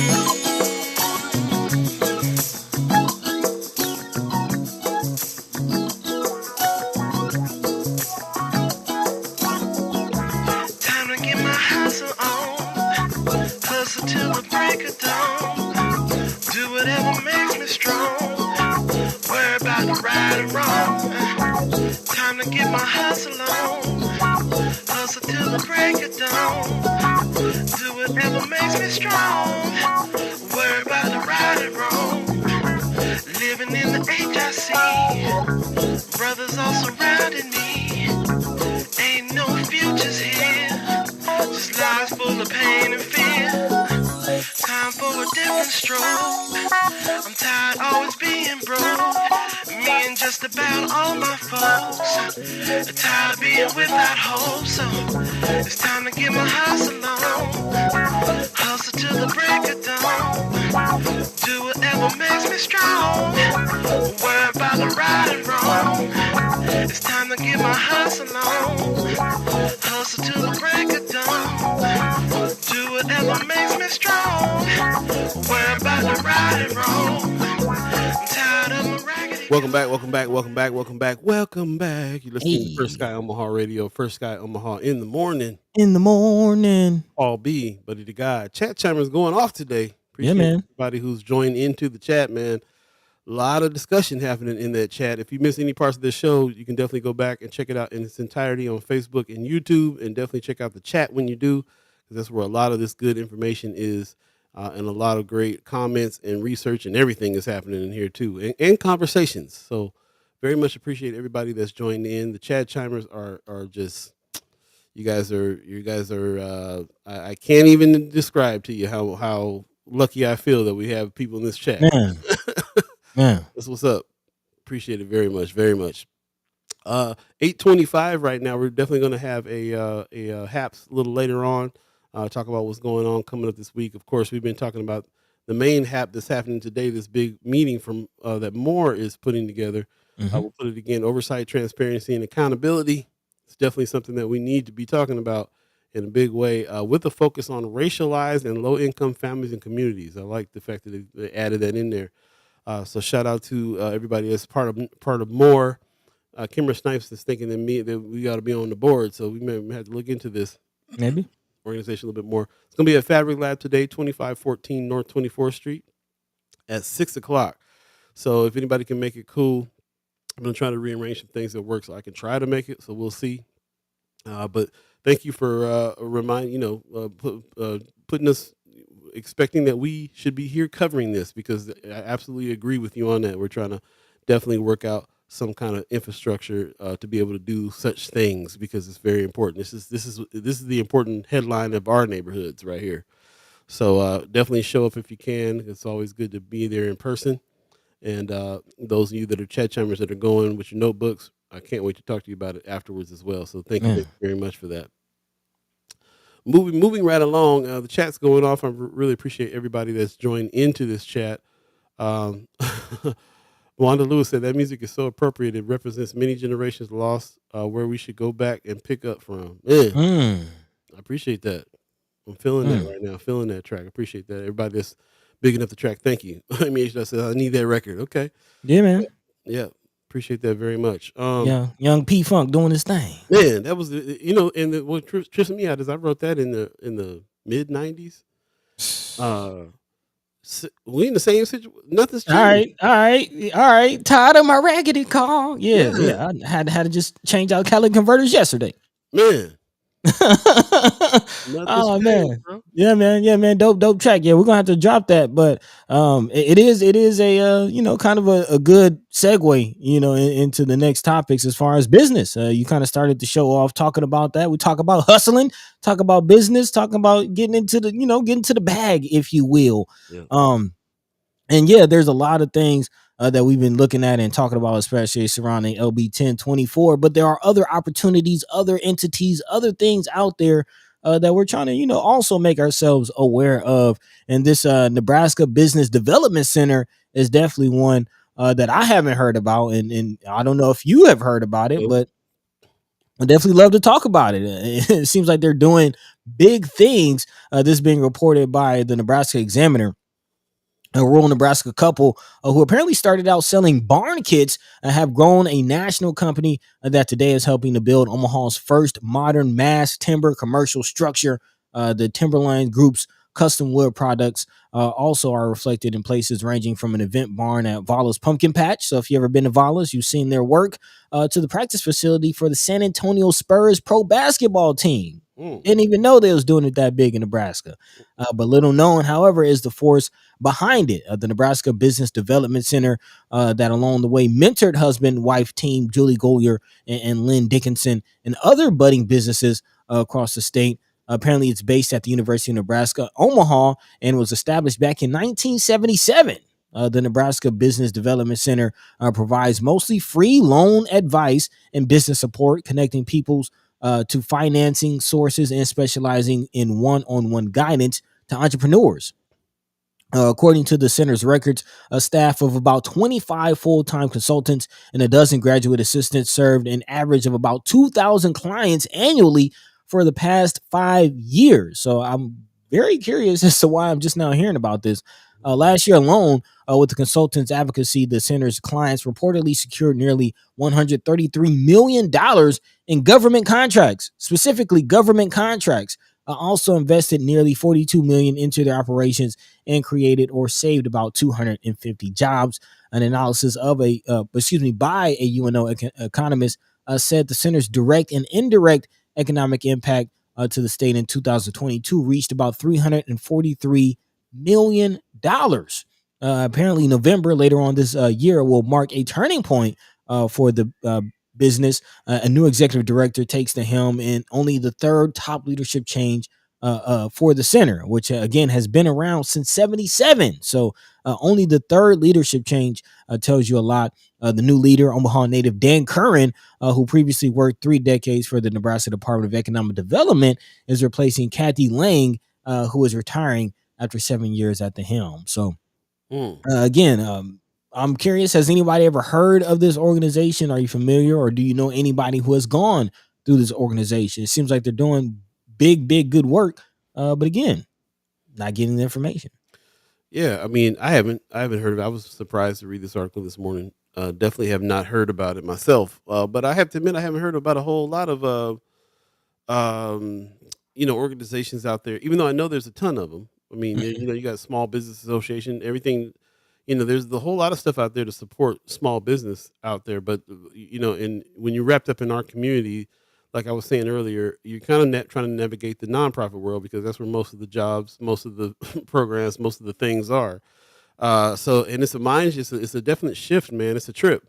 It's a trip. When I was in California, riding hustle back in the days, that's all we were doing was flipping money on that kind of low scale way that young folks do.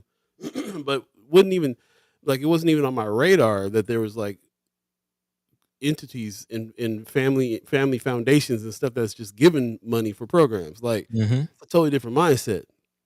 I even heard the word paternalism last night again in discussions.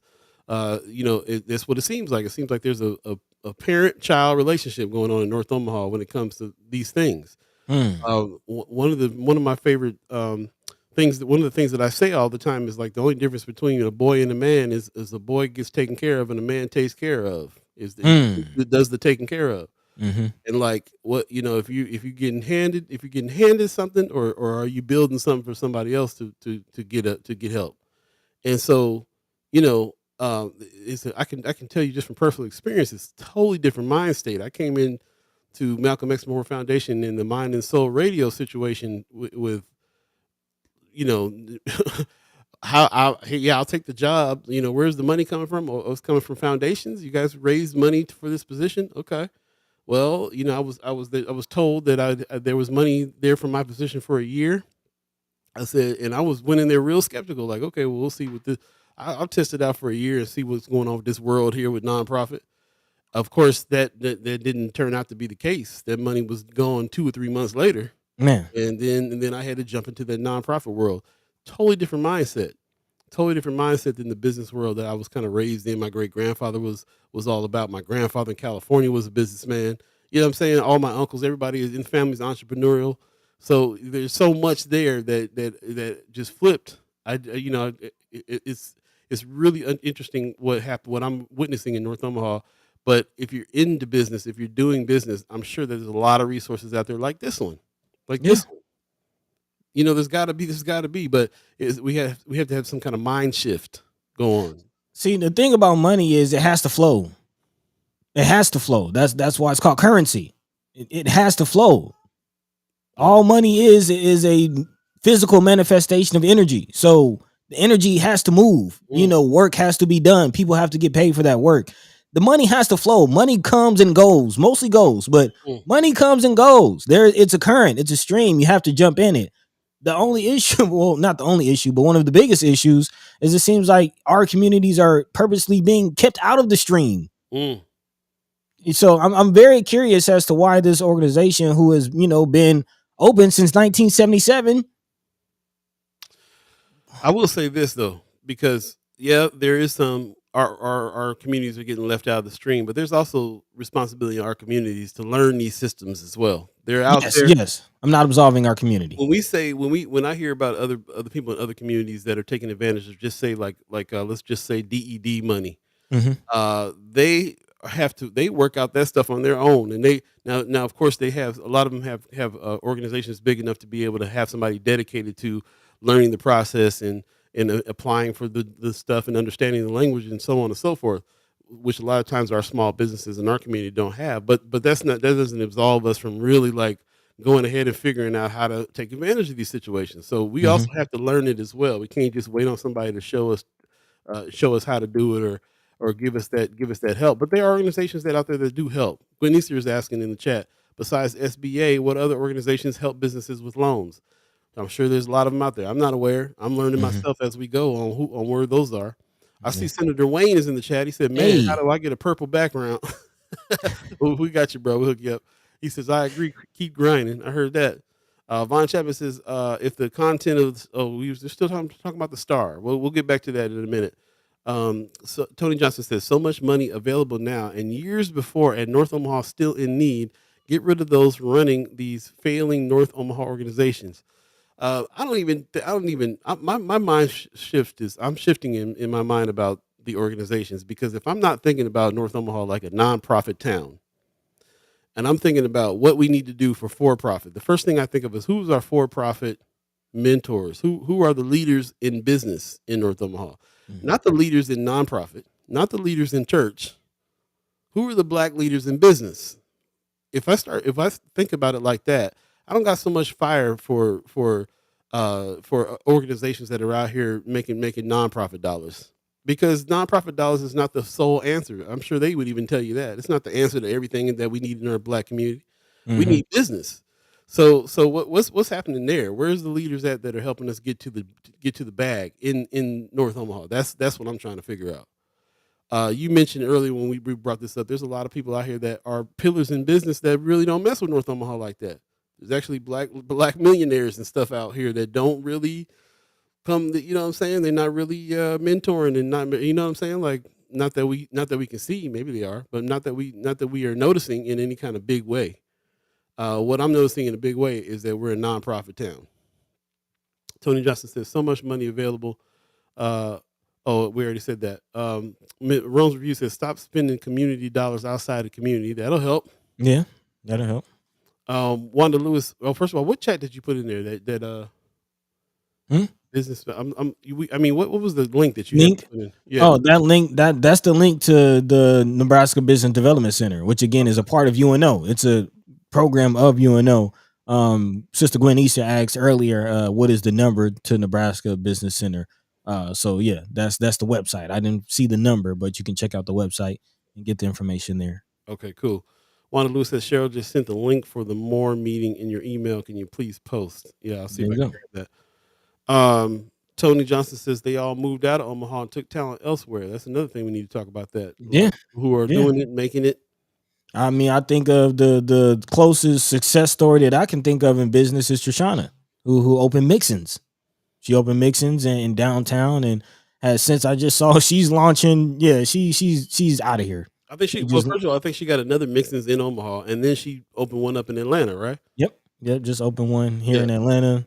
And now just launched a clothing line with like some major fashion influencer. Like, yeah, she's out of here, but she's literally out of here. Like she had to leave Omaha, and in order to do those things. And I don't know that she would have those same opportunities staying in Omaha, I mean, even with the success she she's still reached. connected to Omaha. She still is Yeah, yeah. running business in Omaha. Omaha still benefits from her black dollar circulating in Omaha with her and her family and her people in Omaha that she's Hmm. hiring.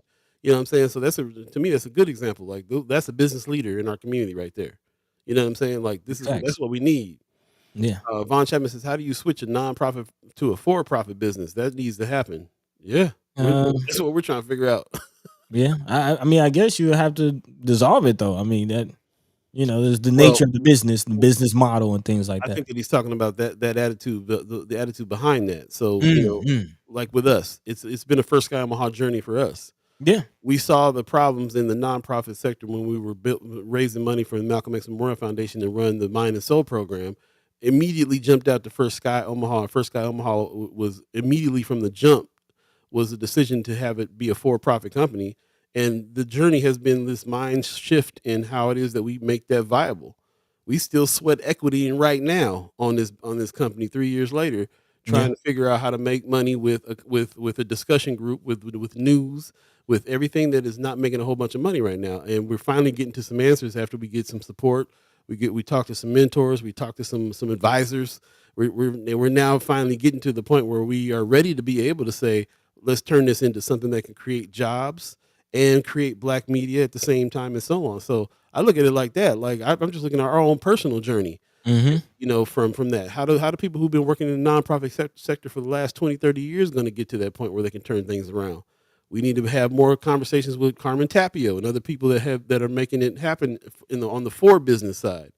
We've had a lot of attention on the nonprofit business side, but we need that for business, for profit business side. Wanda Lewis says nonprofit doesn't make money; it spends money. Yep. Exactly.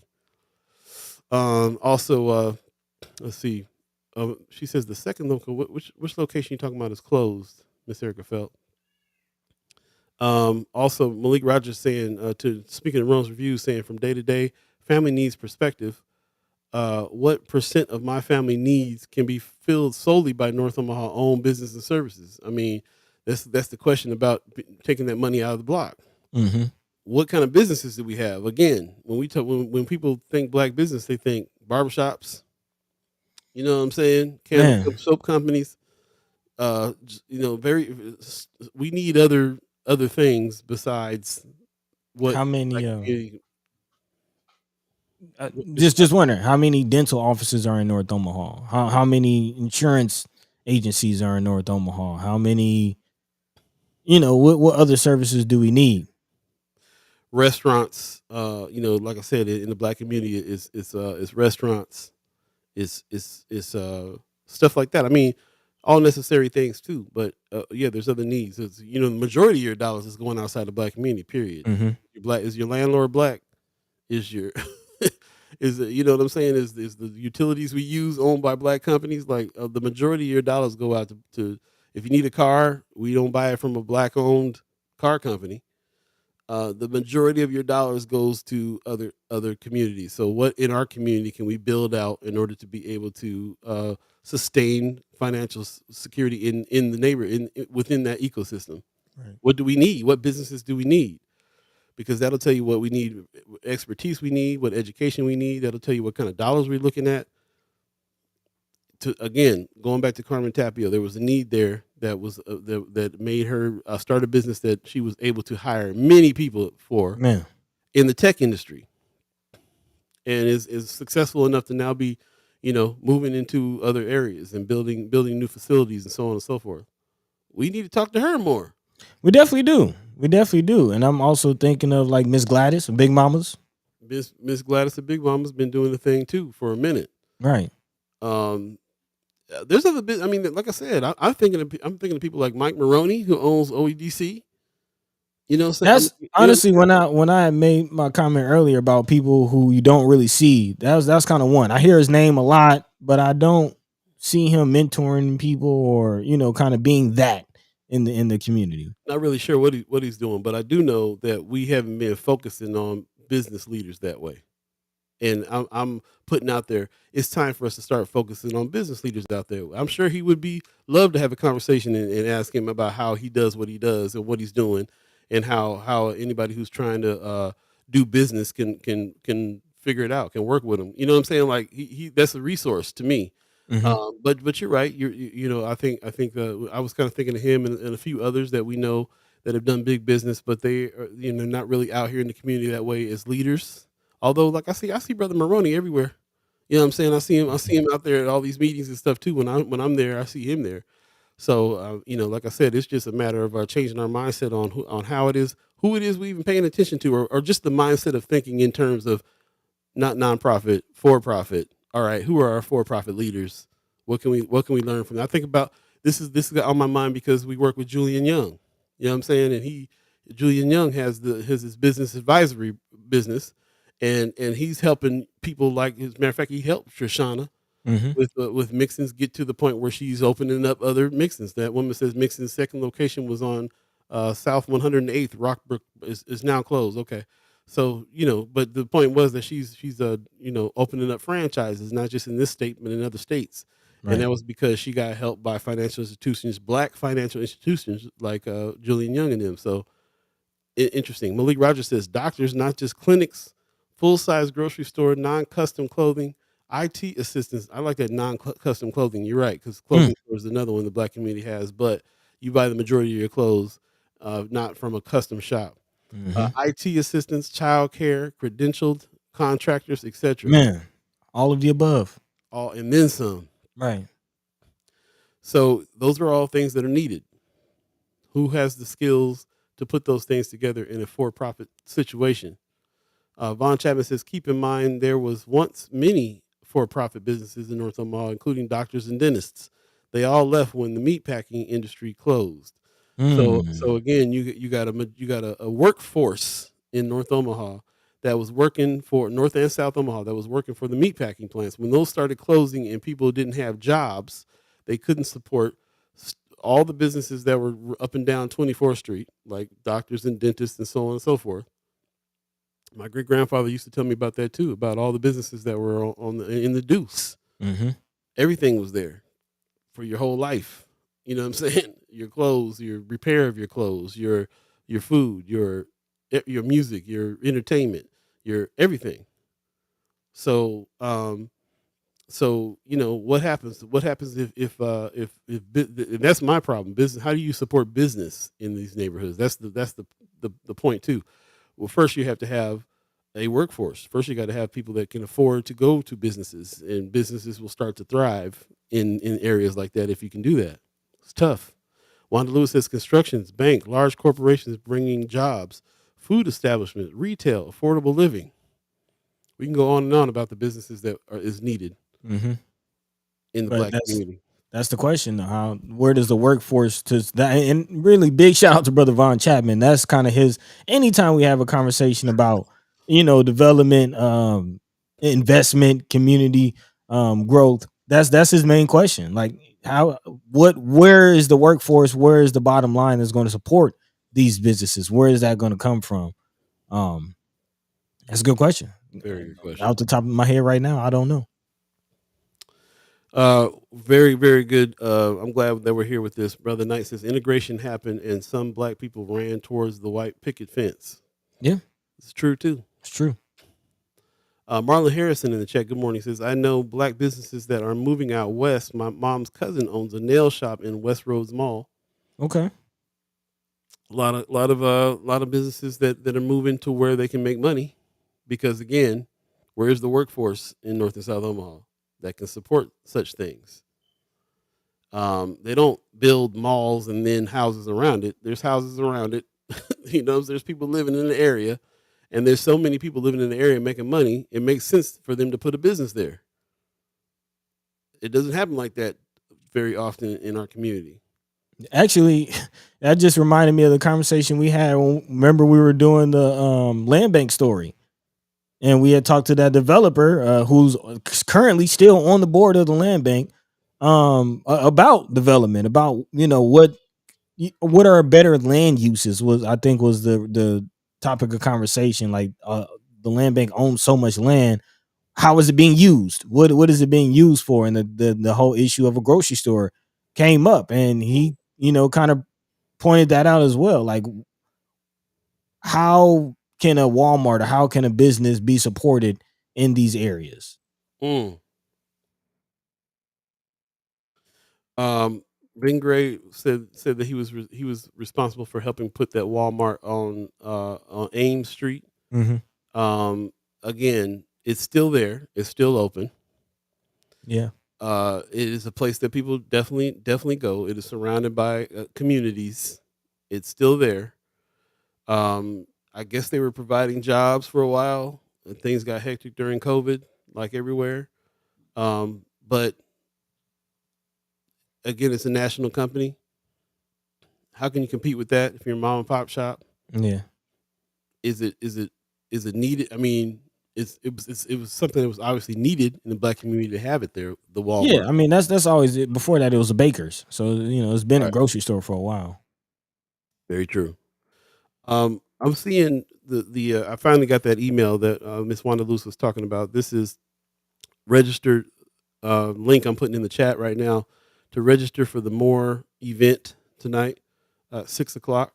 Definitely check that out. Hit that registration and jump in there and let them know what's going on there, so that you can be there. Again, the oversight, transparency, and accountability event that we've been talking about this whole time. Something that's very important for us to go check out, from the More organization, MORE organization, and that's your link there. So thank you, Cheryl Weston, for putting that, sending that to our email address so we can put that out there for you. And yeah, please sign up and check it out if you can. Yeah. With that said, Buddy, is there any lightning round stuff we need to jump into before we get to the haps? Yeah, a couple things we can dive into really quickly. Brother Sherman Wells, what you talking about? What are you saying? He said, check your facts, fool. Yeah, if we off base on something, let us know. But yeah, before we get out of here, a couple positive things I guess we can talk about. Definitely a big shout out to our youth, recognizing the youth, because again, regardless of what we're talking about, there is a lot of talent out there. It's just, how many opportunities are there for that talent?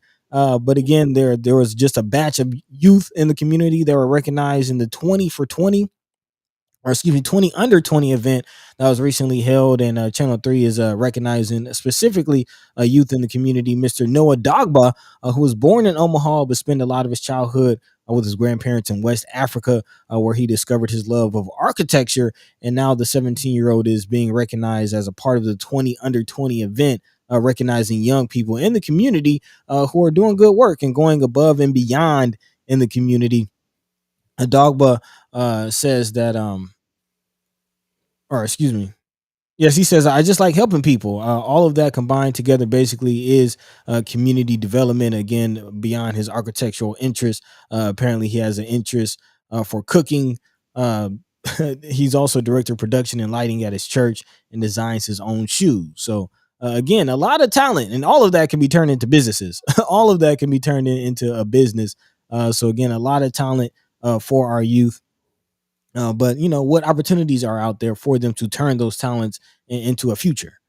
So that's the question I want to ask. But definitely big shout out to Noah, his mom Deborah, who's also quoted in this article, saying, "As a black boy in this country, I was trying to do everything possible to give all the chances and changes so he could stay out of statistics.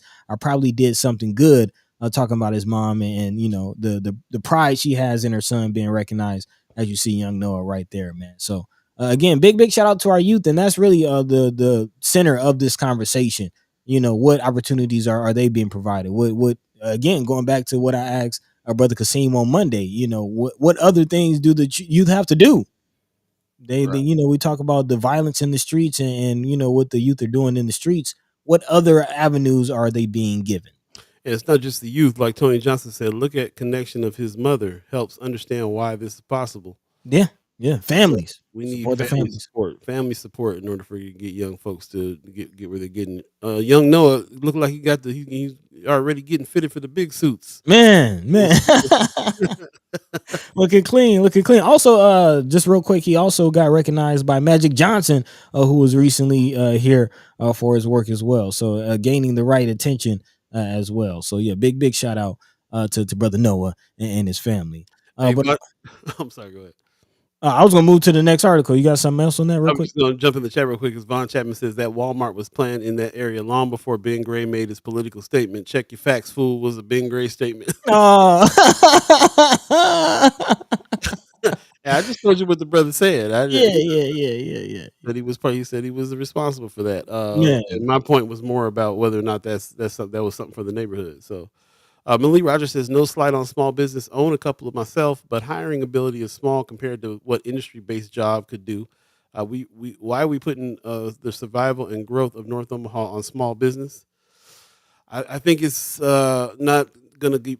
My opinion is not needs to be completely on the shoulders of small business, but I think we don't have enough emphasis on small business as much as we do nonprofit organizations out here, and we need to get to small and medium-sized businesses. Yeah, attract talent is part of it, but also build it from the ground up here and create a workforce. We got people here. We got if the right entities were around, we would have a strong workforce out here. If we can get some real workforce training and some real entrepreneurship and really companies that are looking out for people in our neighborhoods. If there was a big company that could come out here and really help some of that, I mean, again, look what Carmen Tapio is doing. Right, right. And that's my thoughts. I mean, quite honestly, I would love to see, a couple industry based businesses come out of Omaha. Like that's what made Black Wall Street Black Wall Street. It wasn't just a bunch of mom and pops. Like there were people shipping iron. There were people doing things. Yeah. Von Chapman just said that if you think of North Omaha as a mall, you would need anchor businesses to help the smaller businesses succeed. There you go. And North Omaha needs to be the mall, where all the mom and pop shops got shelter. You know what I'm saying? Man, you got your your hallway kiosks. You got your kiosk and stands, but you also got your Your Sears. and your big yeah, right. Big corner store. You got all of it. And that's right. The infrastructure is what we need here. We need to North Omaha needs to be that mall. I like that a lot. Yeah. So, what industry based cornerstone businesses can we build our community around? Let's think about that. Word. Yeah. But moving forward, before we get out of here, I definitely want to talk about this Platte Institute Award, microgrants to Nebraska groups that help integrate former inmates. Speaking of workforce, let's not forget about our formerly incarcerated population. As they try to work their way back into the workforce, they can actually be a very, very good resource to develop a workforce. And 6 Nebraska organizations in particular who are helping to work towards that have received micro grants. Our partners at Heart Ministry Center, big shout out to Amy H. Nodot and Heart Ministry Center for the work that they're doing. They received one of the awards also on the inside, as well as Omaha Alternatives to Violence Project, Bridges to Hope, Queens Butterfly House, and Nebraskans Unafraid are all the organizations that received the award. Grant recipients each will receive up to $2,000 for a total of $10,000. Jim Vocal, who's a CEO of the nonprofit institute, the Platte Institute, who's again handing these awards, said the grants underscore what the institute sees as a need for Nebraska lawmakers to adopt workforce licensing reform, particularly universal recognition of licenses from out of state, along with the second chance component to remove barriers that now exclude former inmates from state licensure and occupation. So again, not many opportunities for formerly incarcerated individuals. So yeah, big shout out to all the organizations trying to help those forgotten peoples. Speaking of which, shout out to Metropolitan Community College 180 reentry program. Shout out to them big time. Diane Good Collins is doing good work over there to try to help people integrate back into society. I was over there meeting with them because we're going to be shooting a series of documentaries with them. And I've already met a couple of people that were incarcerated at that moment that were let out to go work at this MCC facility. So they're doing some good work over there. We'll be able to highlight that in a big way. And I really appreciate what Diane Good Collins is doing in involving us in trying to really kind of capture what's going on here with the situation with reentry and shine some more light on it because it's really needed. We talk about prison reform and those things all the time. And the big question is when people get out of prison, what do you want them to do when they come back to your neighborhoods? Man, when they come back and live next door to you, well, do you want them to get back into what they are into, or do you want to see some of these dollars go to helping them get to the next level so that they can become members of society that you don't have to worry about anymore? You want to put them back in a desperate situation, or you want to bring them out and teach them something? So, and not just teach them, man. Some of them got skills already. They just need the opportunities. They just need the opportunities. Yeah, because these people, I mean, think about the California firefighters, who, man, come on now, who have to, as part of the prison system, are fighting forest fires out in California, but when they get out, can't even get a job on the fires. Come on, man. That's the most ridiculous thing I ever heard, bro. These cats are on the front lines with the fires, too. Losing their life. In the trenches. Malik Rogers in the chat is saying North Omaha has folks in national limelight who have access to connections. Big time. Yet no benefit to North Omaha. Why is that? That's a very good question. Von Chapman is saying if those philanthropists who subsidize affordable housing would subsidize anchor businesses, North would have the infrastructure to become economically independent. Mm. I'm Yeah. I'm, I'm feeling like the 10 to 531 money was an attempt to that, Yep. I have renewed kind of confidence that DED is going to try to do the best they can with this. I've finally been in some one-on-one conversations with some people from there, and we will have some people from there on the show to be able to say talk about that stuff to you. But this is what that whole thing was about. When we talk about $300 million coming to North Omaha, that is supposed to be infrastructure money in order to be able to do that, to build the mall. So we still need to. We're still going to see how it pans out. We're going to see if our community is ready for that. If our community has the resources and is ready for that, we'll see, and we'll also see how DED handles that, how the governor handles that. It's still got to go through a few more people's hands. Mm-hmm. But that's the point. I think that was the point of the Senators Terrell McKinney and Senator Justin Wayne going after that money, doing their job, going after that money, was so that we can build some infrastructure here in order to build business. Right. And remember, a big part of that is the corporate area that's coming by the airport, the corporate park that is coming by the airport. To Malik Rogers' point, big industries are coming this way. They're just setting up outside of North Omaha, a suburb strongly advocating and attracting them. Whereas a North Omaha Chamber of Commerce, what incentives exist? Definitely agree with that. But again, that Omaha Business Park, they're still looking for major businesses to come. So who's working to, incentivize them and to entice them? There are opportunities out there, but we just got to push it across the finish line. And we've already pushed across the finish line of 9 o'clock right now, so we're going to go ahead and shut it down. We'll have a more extensive haps on Friday. Sorry that we did not get to them. We did agree on 9, and we apologize for going over, but we really appreciate everybody who joined into the chat today. The chats are really, really on fire lately. Man. And I really appreciate it. If you missed any parts of the show, go back and check it out on Facebook or YouTube. Check out the chats. And really kind of get to know each other, man, on that. And as far as Friends of First Sky Omaha is concerned, it is meant to be a place where we can continue those conversations when we're not live.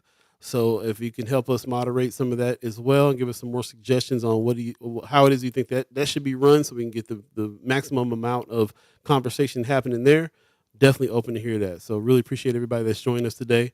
Malik Rogers says North Omaha cannot keep selling custom hoodies with ignoring security licensing deals for all these big events coming next door annually. Got a lot of good suggestions for what it is that can happen with some of these smaller entities, but I definitely want to focus on what Von Chapman is talking about here on the infrastructure that needs to be built for these small businesses. That would really, really help everybody and really turn North Omaha into a powerhouse. I mean, Man.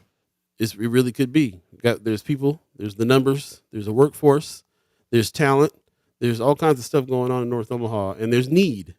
So we got everything in the formula there, and there's some. Then we got a couple black senators that's out there trying to get money for them, and some black leaders that we consider leaders because they are elected officials that are going after dollars so that we can have some infrastructure. So there's too much stirring up in here in this pot in order for the gumbo not to be made. So we got to get on it. Got the room. Gumbo coming, even the okra part. Even though I'm not really on the okra, but I know some people that like okra in their gumbo. But we got all the ingredients to make the gumbo. Let's do it. Let's make it happen. Buddy, you got some words for the people?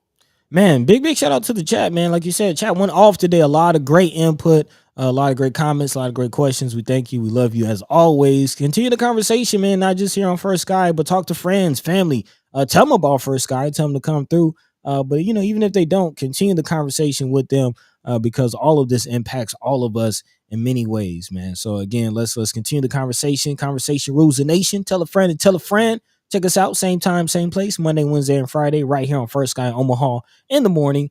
And with that, go ahead and take it away, Paul B. Right on. Mr. Eckerfeld says, great show as always. Drink water and be good to yourselves. Appreciate that very, very much. Brother Wells is asking, buddy, can you give him a call when you get? I got you. Bo Youngblood out west. I appreciate you for tuning in, man. He says, thank you all, brothers and sisters. Appreciate you for tuning in, bro. Can't wait to catch up with you soon as well. I'm about to get in the wind. I'm about to do some cloud hopping, and I'm trying to stop and see some folks. Need to, man. So, let's work it out. Wanda Lewis says, thanks First Sky Omaha for taking the lead on these controversial issues that exist within our community. Also, thanks to all the chat chimers and everything they bring to the table. Whoa. Word. The word out of my mouth right there. That's exactly how we appreciate you very much, Mr. Lewis. Yeah, and you get well soon, Miss Lewis. Get well soon. Yeah, please do. Yeah, everybody check your health on there's something going around. Put your mask back on. Man. With that said, I want to thank the Omaha tribe elders for allowing us to be on this land and speak while we're here. I want to give a shout out to our elders for allowing us to speak before them. I want to give a shout out to you, the Chad Chimers, for allowing us to speak with you. Really appreciate everybody who has joined us today, especially. I also want to thank the reoccurring members of the channel as well, the $10 people, the $25 people, the $50 people. Thank you. That allow this thing to grow and continue. If you have not signed up, please consider doing so. Go to firstskyOmaha.com, hit the donate button. Hopefully we'll talk more about what it is that we're trying to do with that money, which is sustain a situation here where we can be able to go report things more and build out some training to find young ones that also can do that. And the information still needs that we can have 5 different First Sky Omahas happening. We need to gather this information up and get everybody on the same page. And it can only happen with when we control our own media. So that's what we're trying to build out here in a real way. So thanks for everybody who's helping. And please, if you have not helped and you are inclined to, please do so. firstskyOmaha.com, hit the donate button.